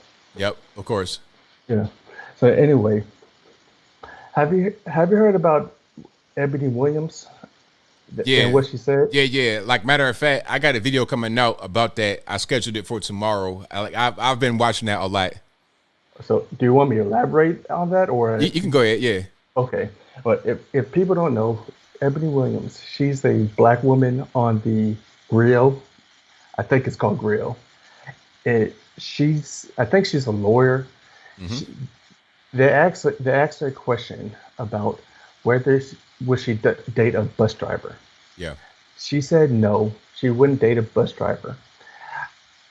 I just from that statement right there, I understand to a certain extent because I mean I think it's better if people date on in the same category. Where she went wrong is when she said a bus driver can't provide and be a protector as a man. That right there, that's where people are going to get upset because you are judging someone's personhood based off material things. And when you do that, you're going to make yourself look like a gold digger. Just because a person is a bus driver or flipping burgers at a fast food restaurant doesn't mean that they're not a provider and they're not a protector. We need to stop trying to judge people based off material secular things. You know, I'm like this. I think everybody has right to their preference. She could say that she wants to date a bus driver or she don't want to date a bus driver. That's fine. I don't really care because ultimately she can say, you know what, I don't want to date nobody. I want to date guys that's between the heights of 5'1" and 5'8". I don't care. That's her preference because ultimately talking about, you know, consent, all that kind of stuff is whatever. If she like it, I love it. That's cool. But see, my thing is she went kind of off the rails talking about, well, it's the bigotry of low expectations and black men this and black men that. It's like, wait, whoa. You're doing too much. If you just want a guy that has money, just say that and leave it there. Don't talk about black men and all this race stuff. Don't get philosophical with it. Just say what it is. If it's superficial or whatever, then so be it. You have the right to be superficial. You have the right to be surface level, but don't get so deep and esoteric with it, especially when she was engaged to a white man for 4 years. I'm not worried about interracial dating, but don't bring up black this, black this, black this, black that when you obviously don't even really stick to that. You know, just don't do any of the fake stuff. Just say what it is and leave it there. Don't be weird. It's just another case of them just talking too much. Too much. Yeah, and I agree with you. It's not the fact that it's your personal preference. That's why I don't have an issue with her saying that she doesn't want to date a bus driver. Like me, I don't want to date a single mom. There you go. If I was still single. Right. But it's when you go beyond that and saying all that type of stuff, and when you're judging someone's personhood based off material things, you gotta look at what you did. This is the consequence when you try to say that you want to be working, you want to get into all these careers that's male dominant. You did that, and look where you're at now. You still want to have that traditional role where the man makes more money. But when you're at the same level, you got to understand that when you put yourself at the same level, there's going to be some man that's probably not going to make as much money as you. But that doesn't mean that they can't fulfill their manhood. Right. Yeah. Absolutely. Anyway, I think I have some more, but I think that's it for me. I'll save that for later. Save the others for later. Have a good night. Thanks for the call, man. Appreciate you. Bye. All right. A shout out to Victor. That will be a wrap from me. Thank y'all for being here tonight. If you couldn't get on, I'm sorry. It's not my fault. Please blame the white man. Y'all know how I do. The phone lines were jumping tonight. This is a great show as always. You guys are fantastic. Couldn't do the show without you. I'll be back live again on Wednesday, of course. I'm here every day, really. I'm doing videos 7 days a week now. I got videos already scheduled for tomorrow, and I got one talking about what we were just talking about with Victor. That'll come out at 8 o'clock tomorrow, 8 p.m. But that'll be right for me tonight. I'll be back live again on Wednesday. Same bat time, same bat place, 8 p.m. Eastern, so right around right now, 11 p.m. Eastern Standard Time. And I'm here every day putting out pre-recorded videos. You can catch me on my other social media platforms, my Facebook, Twitter, Instagram. All that good stuff will be on the website, anthonyblogan.com. Y'all go ahead, check it out. Check out patriotpost.us. Check out ablmerch.com. And also, this is a podcast you're listening to right now. It'll be available on your favorite audio streaming platforms at 8 a.m. tomorrow morning. That'll be on Spotify, Stitcher, Google Play, Apple, iTunes, etc. Link for that will be in the description, or go to your favorite audio streaming platform and search ABL Live. I should pop right on up. Shout out to the mods for keeping the trolls in check and the chat nice and clean. Thank you guys for watching, retweeting, super chatting, whatever you're doing. I appreciate you. As I always say, I could not do this without you. We're on the road to 1 million. We'll get there pretty soon. I put out some videos that got kind of controversial, so it might take a little while, but it's all good. We're going to get there regardless. I'm going to keep on rocking and rolling. Shout out to you guys in the chat. I'm going to read it. Super chats right here. Then I'll wrap it on up, put the bow clean on top. Thank you to Red Rider BB Gun for the hype emoji. Thank you to Tam for gifting 10 ABL memberships. I appreciate you, Tam. Thank you. Thank you to Ranger Xbox, who says trans will unlock military draft for women. There we go. See, there it is. Thank you to Clay Bisbee 704, who says U.S. is using drags for the military while trying to put a ban on feminine males on TV and movies. And you see why it looks like we're losing and they're winning. You see why, right? They are moving in a different direction. It looks like China took the U.S. China made USSR into a thing that is they're implementing the old USSR better than we're doing, in my opinion. Okay, I'm not saying that's a good thing to do, but if we're gonna do it, they're doing it better. We're going the wrong way. They're trying to level up and get out of the dark ages, and we're kind of going backwards. Thank you to NKM, who says keep up the good work, ABL. I appreciate you, NKM. Thank you all for joining. I'll be back live again on Wednesday, and I'm here every single day putting out brand new content for y'all, pre-recorded videos. If you're not subscribed, I don't know what you're doing. Go ahead and subscribe and tell a friend to tell a friend. But until next time, y'all be safe. I'm out, and peace.